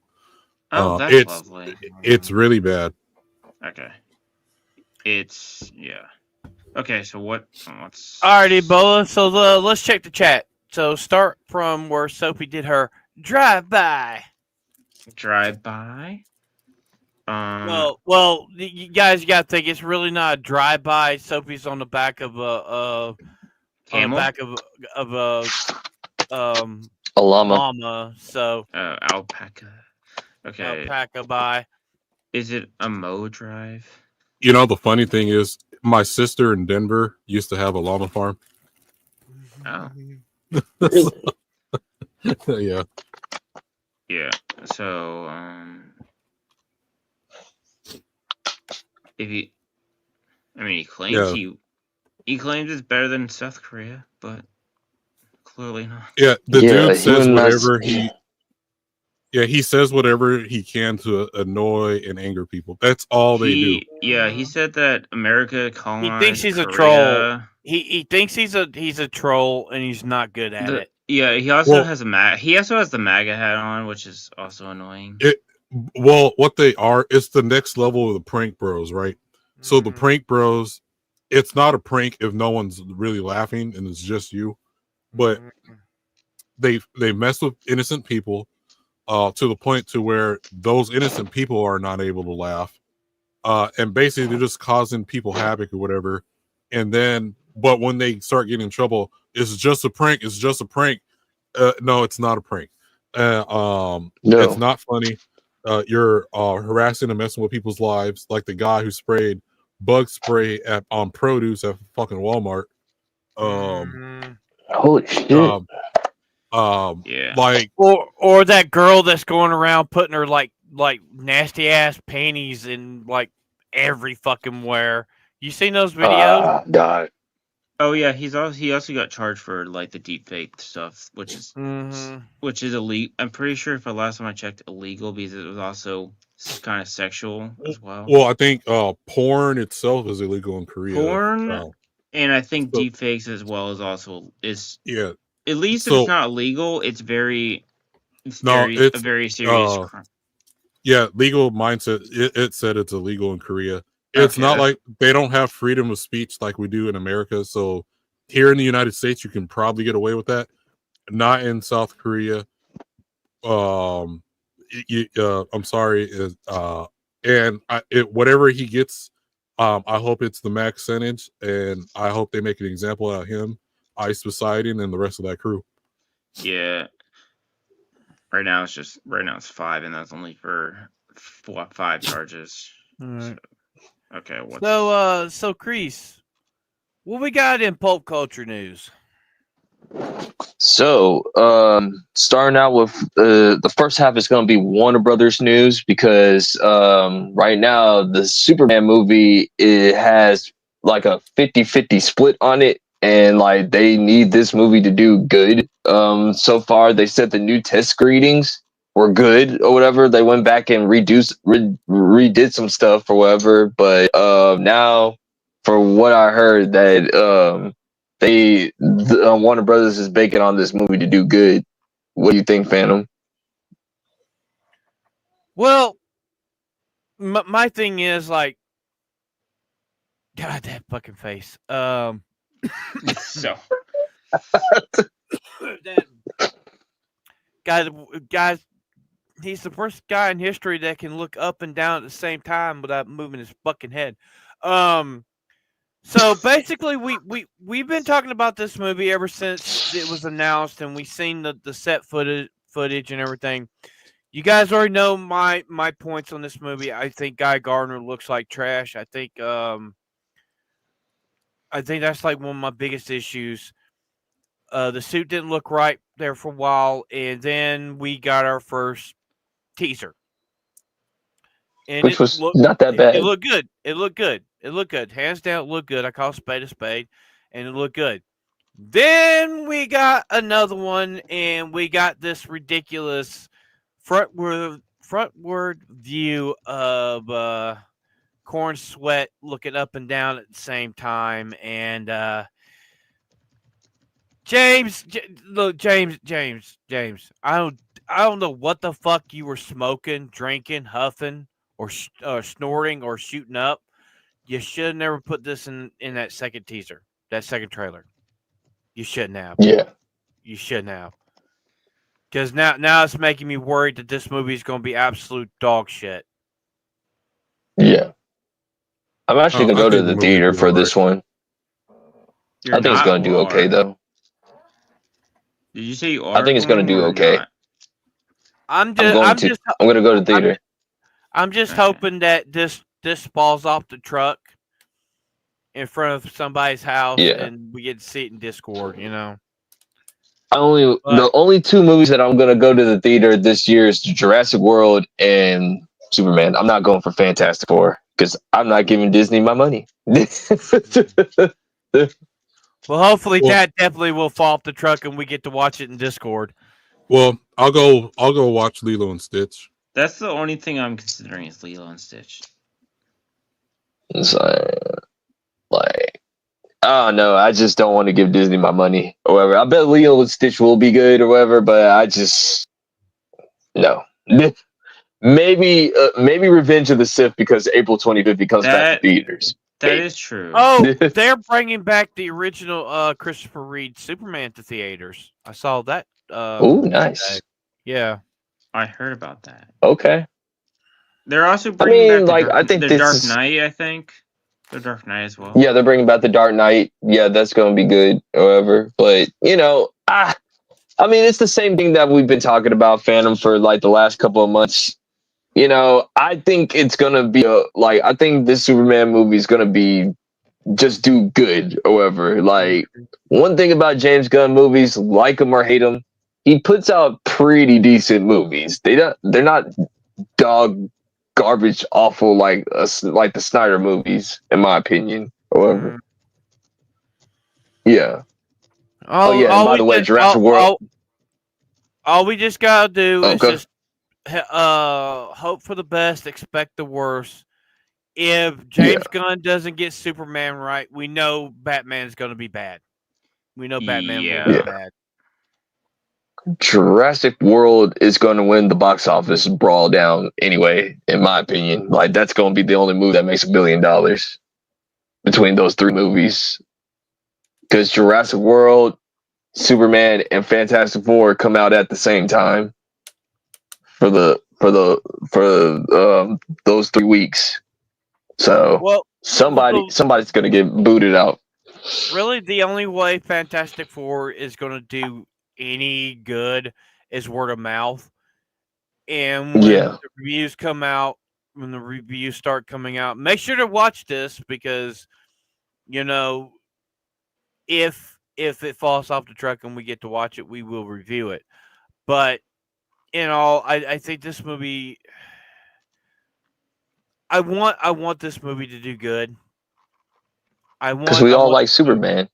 Yeah, well, I'm more Batman, but this is going to be the blueprint on how Batman's going to be handled. Yeah. Batman could be better than Superman. Superman could be better than Batman. We just don't know yet.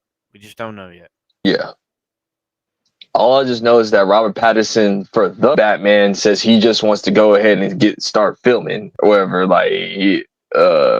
So even though that's a different universe, but the next thing we could talk about in pop culture is we was Wizards, Mr. Black Snake, whatever his name is. Ebola, you're a big Harry Potter fan. How you feel about that? It is absolutely retarded because you have a character who's been abused by both his parents, gets bullied by a bunch of nerds, white kids, turned into that, also named the Half-Blood Prince. He's also okay. So this person. Go ahead, Bubba. He's great. You don't realize till he's a good person till all the way at the end of the movie, and he literally did not care that both Harry Potter and James died until Lily was in danger. So you're telling me a black person is playing the most complex character in the franchise, and then he's a black. So what's the argument?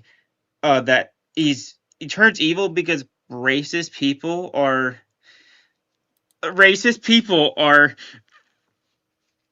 turn him upside down, bullied him as a kid, and he chases after a ginger character. He literally has a crush on Lily, who is redhead. So it's so retarded.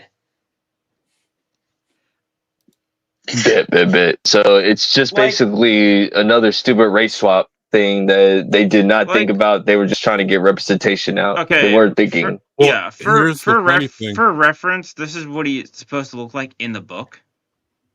Like he's described as pale, dark-haired, long nose, and greasy hair. See, I'm surprised they didn't get the Raylo guy from. So basically, Snape's Adam Driver. Snape's Jewish. Well, oh Lord. Like, if you wanted to race swap it, the best you could have done that would have made sense is make him Arabic or somewhat middle. No, at the best. The perfect guy is the Raylo dude. Yeah, but the problem is, I don't. He's American, and I don't know how good he has of an English accent. And dude, there's gonna be an American playing Dumbledore. Yeah, but from what I heard from Jess and other people, is he actually has a good American. He played, I think, Churchill in a movie. No, the British need more Americans playing British. Like, they got British black folks playing American black folks all the time. They deserve it.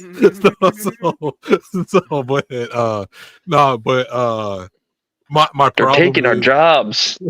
Yeah, you seen the kids Bill skit where it was like the actual gangsters from the United States are like, like, oh, you're not gangster enough, and like these British dudes, you get the role. Yeah, on Joseph. Vatlaw's point is that she probably either does not care or sign off on this.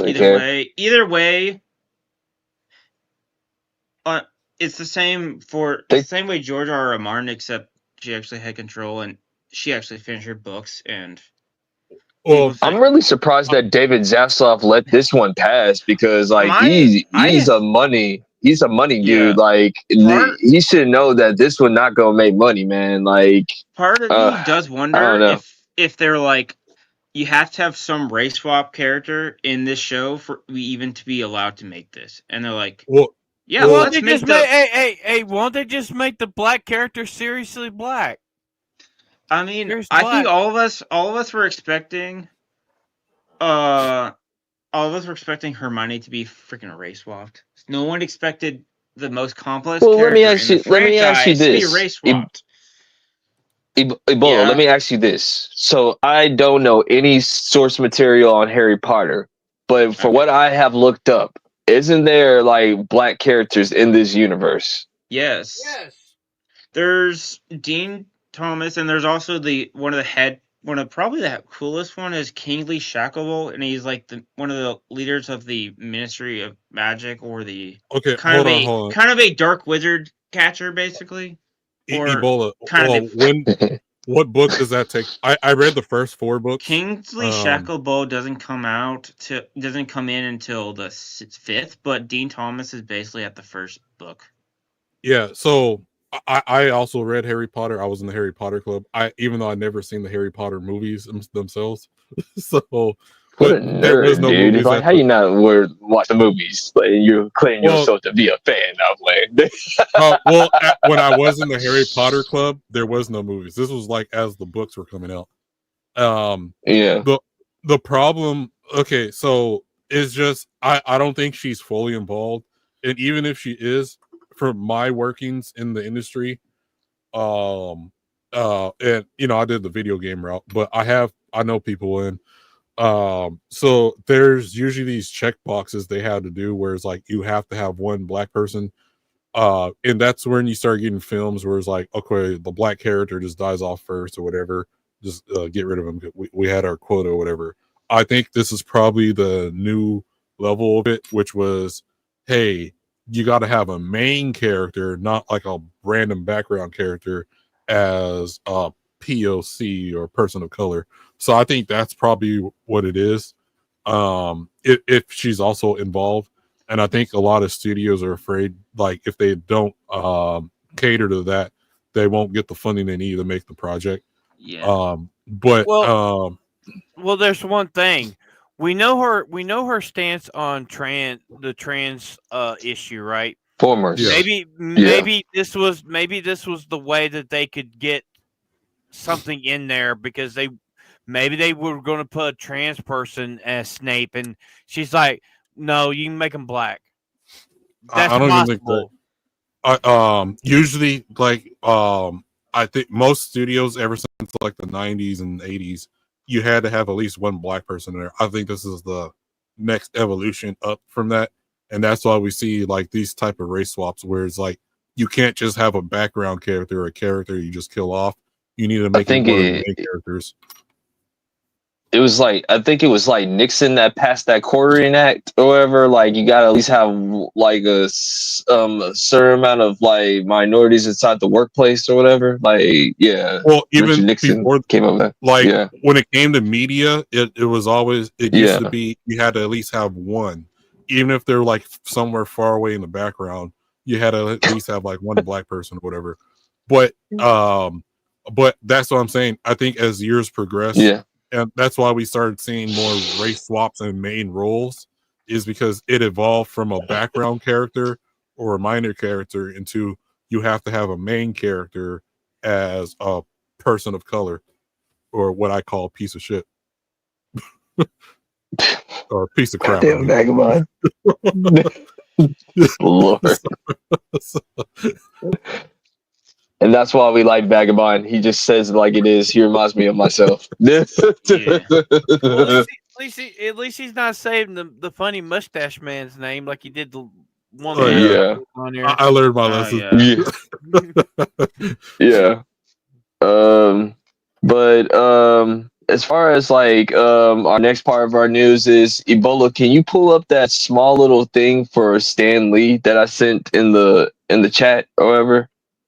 Dude, I watched this. This was heartbreaking. How he was treated, man. This is heartbreaking. Yeah. Okay.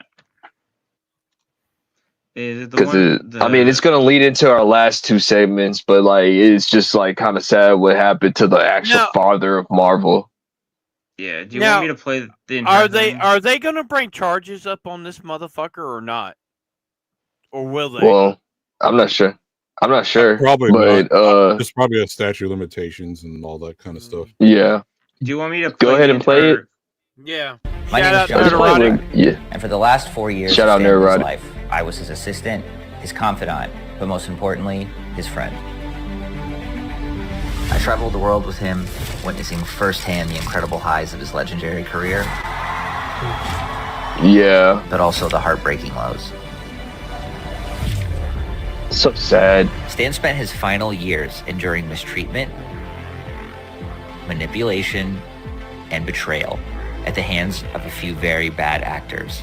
Is there any way to get us out of the San Francisco thing? Or do you feel we gotta do it? Gotta do it. At the time, this dude ain't I gonna didn't get have the hired no power to more. stop it, but I did have a camera, and I filmed everything. Whoa, watch out! Now I'm asking for your help to finish the film and finally get justice for Stan. This documentary Bruh, could you just imagine if that was your mom or your dad and somebody's nurse is like bullying them like that? Because that actually happens every single day, man. As well as many others who saw the chaos and unethical acts. This isn't speculation, it's all on camera. Undeniable. This is old Stan Lee coming at you. No, you're not old. Irrefutable. I thought I was finished, but apparently I'm not. No ambiguity. With your help, we can finish the film, expose the truth, and give Stan the justice he deserves. Wasn't this guy on Gary's show? He was on Neurotic. Yeah, he said he'll be. Yeah. Yeah. I'm all for it. Put it out there. Yeah. Ebola. If there's anything, hey Nagranol, look and see if you can find anything, and post any links in our chat, brother. And I'll. We'll help promote this shit. Yeah. Yeah. I love Stan Lee. Stan Lee was like a father to me.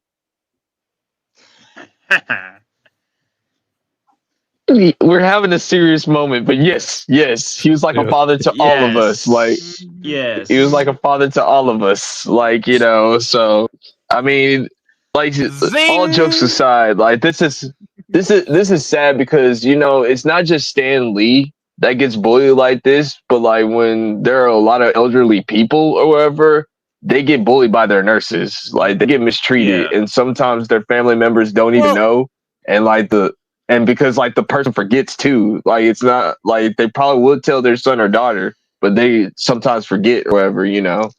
Dude, there's that famous clip of Stan saying he just wanted to die. Remember that? Is that one of the Comic Cons or something? He's like, I just want to die. And it's heartbreaking to see how the man himself was treated, and no one gave a fuck. That's sad. Yeah, I think too, because since he liked the fans so much, he probably got taken advantage of. Like, who knows? Like all the movie cameos or whatever. How many years did actually he say his daughter said that like she did witness like when she was like when she used to take him to stuff, like if she could do it or whatever, like for all the Marvel stuff, there was times where like the Marvel people will mistreat him, like, and that's where I'm like looking at Kevin Feige and them too. Like, how dare you let them treat Stan Lee like that? You need to protect him at all costs or whatever. You know. So can I cook for a minute? If I cook for a minute, because this is pissing me off. Kevin Feige, if it wasn't for Stan fucking Lee, you wouldn't even have a fucking job right now. You mistreated. Probably he was the nicest guy. He was so nice. So approachable. Icon. No, say what you will about Stan Lee. One of the greatest comic book guys of all time.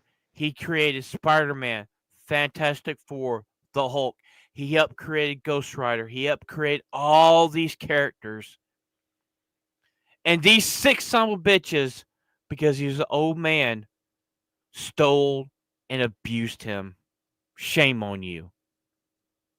Shame on you, sir. Fuck you. Yeah, and you know, the other thing too I want to add is for the comic book aspect of it, the disrespect to the characters he created by let's make this character all of a sudden gay.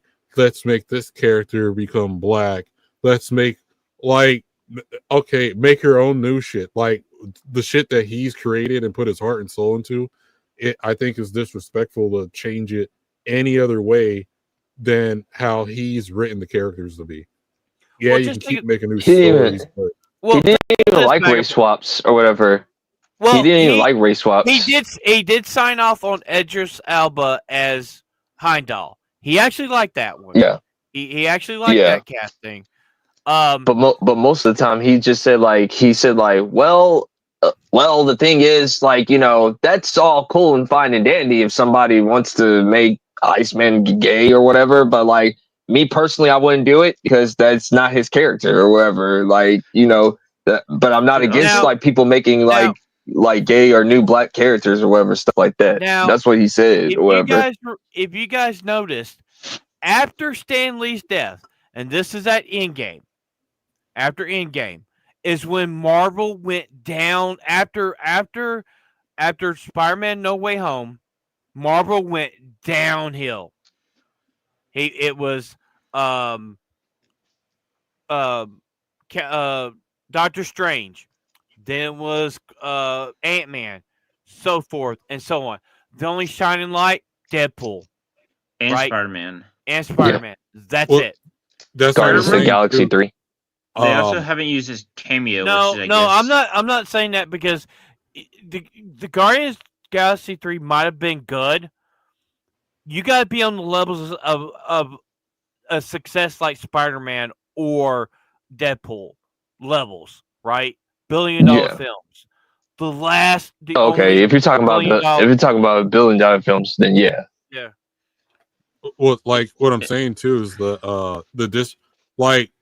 it's one thing if you create your own characters and universe and stuff and do whatever the fuck you want with that shit. But when it comes to George Lucas's Star Wars, Walt Disney's Disney World, Disneyland, the whole Disney universe, right? Stan Lee's Marvel, just all these, the people running these things now hate the original creations that these guys put forward and put in the hearts of millions of people, and they shit on these guys' legacy by on purpose. Just look at Rachel Zegler talking about Snow White, bringing it back to her again. Oh, the story was we need to change it, have gay this, there shouldn't be a male saving the princess. All that kind of disrespect to these guys, these forefathers of these creations of this media that millions of people enjoyed for years. Nagranol, find the Kickstarter link for the Stan Lee doc and post it in here, please. UK Gamer and thank you. Nagranol, and thank you. Yeah, it's just sad. I mean, it's kind of tied into what we were going to talk about anyway, with like Captain America 4 flopping or whatever. Like, we could just add that in here in this part of the segment anyway. Like, you look at Captain America 4, it failed because, like, 1, it didn't have no heart. 2, it was a blatant corporate cash grab, and 2, once again, Kevin Feige doesn't care about black superheroes, and he just left Anthony Mackie in the dust, whatever. Like, they don't care, or whatever. Call it for what it is. It's just a Incredible Hulk 2. It's just straight up thing for fucking Burke. Yeah, sorry, I lost my train of thought. No, it's all good, man. It's Incredible Hulk 2, and it just flopped. And we all called this. Like, I especially called this. I'm like, as soon as I saw the trailer, I said, this ain't gonna be good. Like, look at the graphics. It's not good. Or whatever. The story wasn't good. Like, they didn't care about Anthony Mackie's character, which I know if Stan Lee was still alive, he would have said, like, well, first of all, how come you're not making a Falcon movie? I would love to see a Falcon movie or whatever. Like, I know Stan Lee, he will want that to happen or whatever. Like, because, like, once again, Falcon is one of the first black characters in Marvel. Like, he would not want that to happen. But, it's like Vagabond said, most of these companies don't care. It's about the dollar. That's all that makes sense to them. Yeah, it does Not remind even me that it's their passion projects that they want to interject. Yeah. Instead of coming up with my own material, let me just turn Iceman gay or whatever. Yeah. It does remind me of years. It was, I think, after Endgame or something, that the daughter tried to get the rights. Marvel no longer have access to Spider-Man, and now looking back, it makes total sense why. Yeah. His daughter's been fighting Marvel for a while or whatever. I think she's trying to like get control of it or whatever. Like, she wants to be able to be in charge of it. Like, I think it's like going with some court stuff behind the scenes or whatever. I know Kevin Feige and them don't want this wants this thing to come out. Like, they're gonna probably try to block this thing or whatever. They're probably afraid. Because the thing is, it's like, even if Kevin Feige wasn't like knowing about any of this stuff, like, it still kind of connects to him. Because, like, think about it. Like, you telling me that like this stuff wasn't happening to him while he was doing cameos on the Marvel projects? Yeah. Imagine how many of those cameos he was probably forced to do or whatever. Like, even for argument's sake, say Kevin Feige didn't know, but you would have like, if you just looked at Stan Lee at that time, you would probably be able to tell something's wrong, and you didn't say anything. Yeah. The problem is, how could he not know? Exactly my point. How could he not fucking know? Like, there's no way he did not know. Even if at first he didn't know, he probably have asked or noticed something wrong and went to go find out, and there's no way he wouldn't have found out. Or he's just willingly ignorant about it. No, these guys and think about this. Think about this. Like, look who's not in the documentary, Kevin Feige. Well, we haven't seen it yet, so he could be in there for all. No, like he was showing the people. He was showing the people on who's gonna be in the documentary or whatever. Like he already showed all the cast people that's gonna be in there. But so even the guy that made Deadpool 2, he's there. Like so that. Just saying, him and Kevin Feige ain't the best of friends, so like I think Kevin Feige knows. And this is not me like hating on Kevin Feige. I'm just saying, like come on, dog. Tell me that you don't know about this, like at all. How could you? How could? Yeah, it's like how. Why didn't you do anything? I mean, you can't use the argument. I couldn't because you were the president of Marvel. Or MCU at the time, I think. Yeah. Go ahead, Nagamon. I'm just saying, think of like all of them cameos that could have been. He was forced to be there, even against his will, or when he wasn't feeling good, or whatever.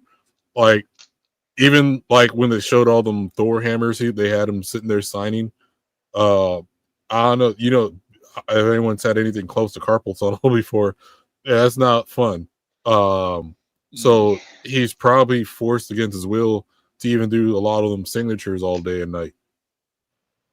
Dude, there was one. They said there was one time where like he was signing so many autographs like he wanted to go to the bathroom, and like now I'm believing that story actually did happen, where he actually went on himself or whatever, and and they still try to make him keep on going, kind of make him keep on signing stuff or whatever. So like, I think that story is now true now that I'm seeing evidence on this or whatever. So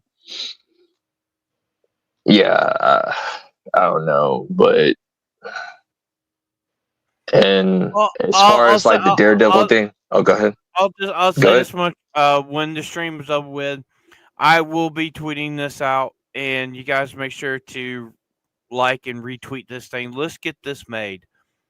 Let's let the world see how the man, the myth, the legend was treated. Let's help get this thing funded, guys. It's worth it. It's worth helping him out. Yeah. Just real quick on Daredevil 3, like I thought the episode was okay. Like it wasn't anything like shocking. I'm really rated for episode 4, and if you know what happens at the end of episode 3, you're kind of like, you're like, okay, like, yeah.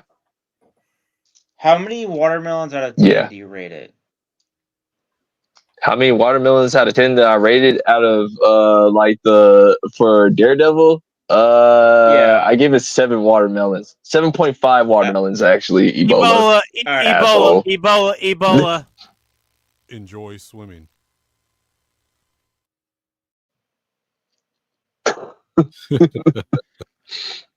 Yeah.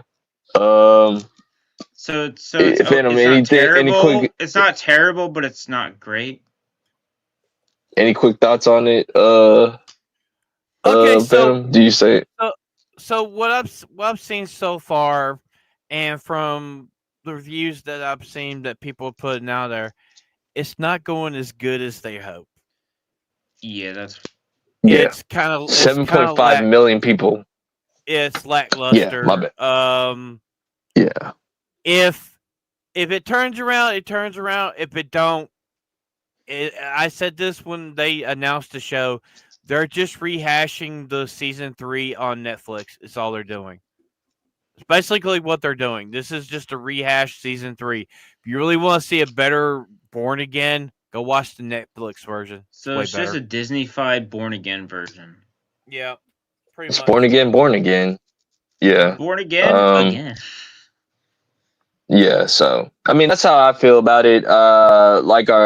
Just spoiler alert, like I believe our boy Punisher is going to be in the next episode, which that's who I'm waiting for or whatever. Like, You mean a Disney-fied Punisher where he's just going to use like bean bags and shit, not real weapons? Maybe. Okay, we never know. But it's all speculation. Yeah. Yeah. I agree. Daredevil born again. I agree. Yeah. From what they told me, they said like they told me episode 4 and 5, that's where it picks up. Now, girls, I'm trusting you. Like, don't let me down. Like, I'm gonna tell you, Crease. If it's not good, and whenever we have them on here, you need to roast them on it.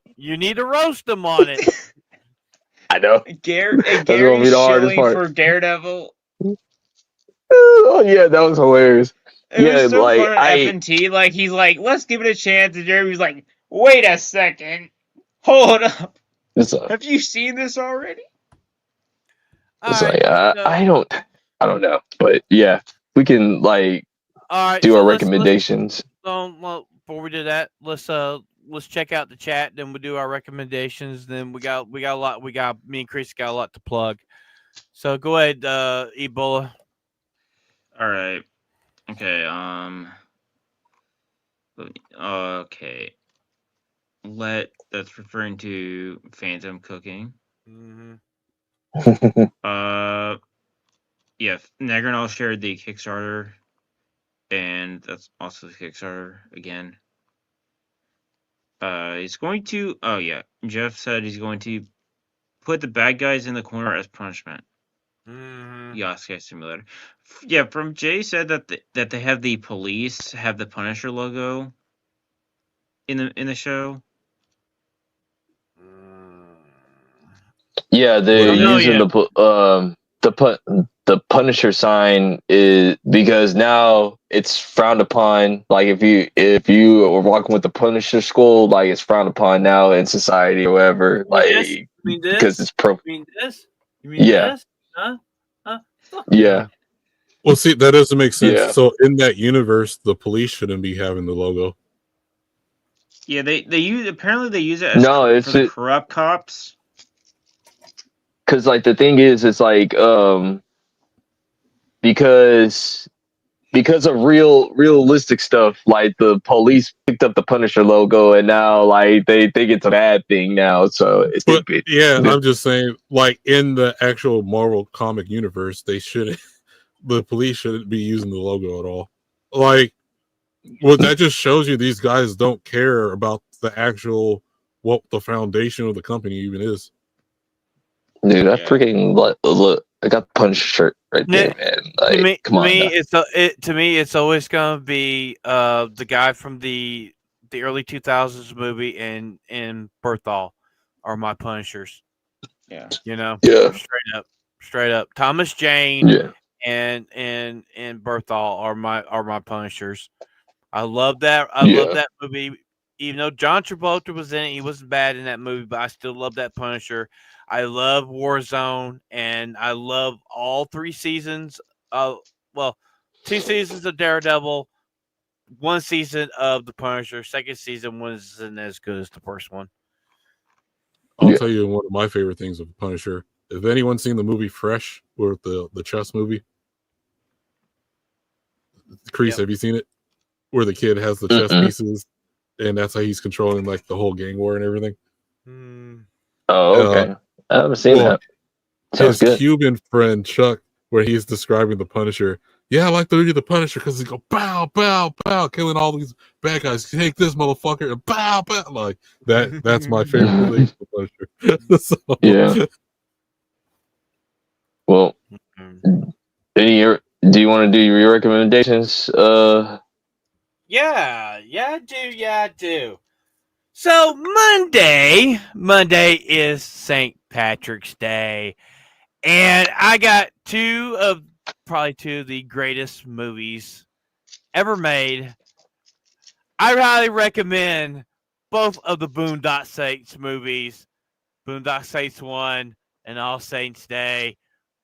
Phenomenal movies. I know in the GCA this Sunday, I think I can't remember which one's going to be played, but they're going to have both movies, and I highly recommend these. Great fucking movies. I love these fucking movies, and yeah, that's my recommendation this week. I'll just go ahead and do my outro at the same time.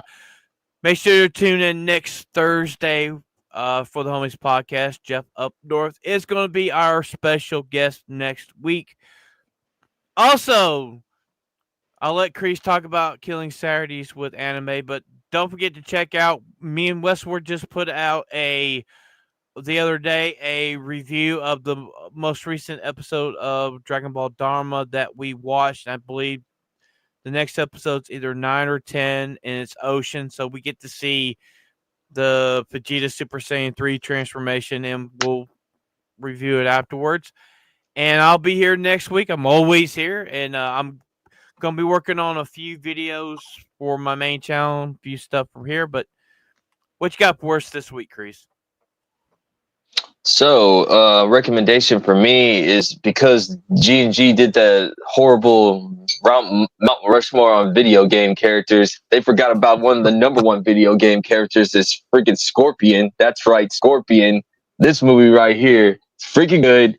Check it out, or whatever. Like, this is a good movie. It was better than this is what the 2021 movie should have been. Okay, the 2021 movie should have been this one. It should have been this. They should have done this one. 2021 is it's not bad. Awful. I just don't like that character that's supposed to be his descendant, which Cole is stupid. It's a dumb. It's dumb. Scorpion doesn't have descendants. His whole clan was completely massacred. He should have any descendants. It doesn't make sense. It should have been this. Liu Kang should have been the main character. This is Mortal Kombat 2021. That's who they should have copied this movie off of. But anyway, go back and watch the original ones.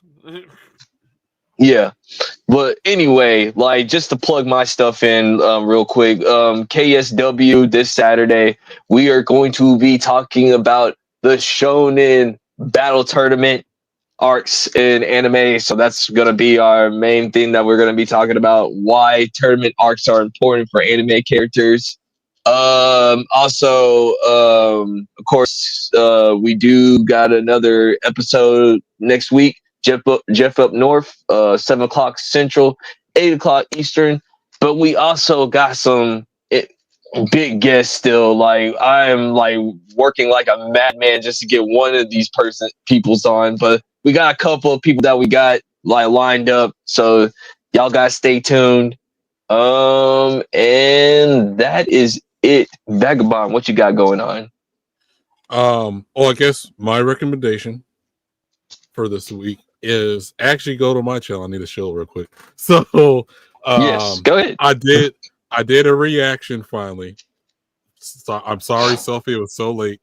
A month later, I did a reaction to the black what was it? The black tier list from KSW. And my video's 2 hours long. I pretty much watched the whole thing. And you can see my reaction to their tier list. so yes, a month late. And so I did a reaction finally. And my other recommendation is tune in this Saturday to KSW Anime and see what we have to say about shonen anime. I mean, tournament arcs. I'm sorry. So, Ebola, what you got going on? I'm gonna recommend the Harry Potter movies because even the worst ones is gonna be better than this retarded fucking show.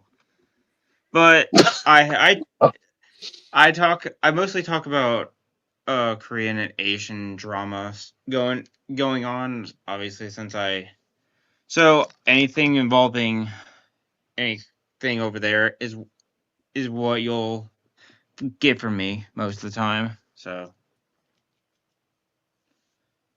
well, thank you, all right, Ebola.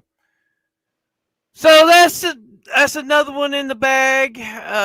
We're almost at 1 year. Getting close to 1 year on this show.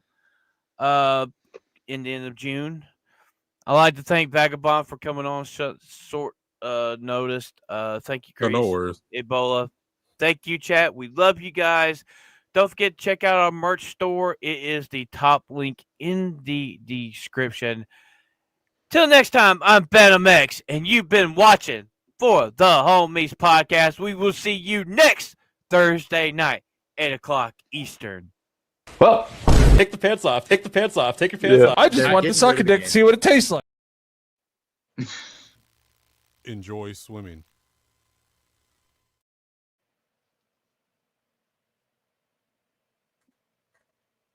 Enjoy swimming. We talking about the life we know. Laughs and vibes, the good times flow. Homies gather, let the stories grow. Screaming loud, let the wisdom show.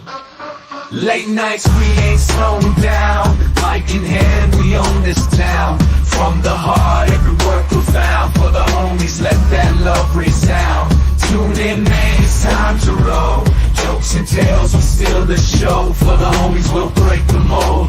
Keep it real, let the truth unfold.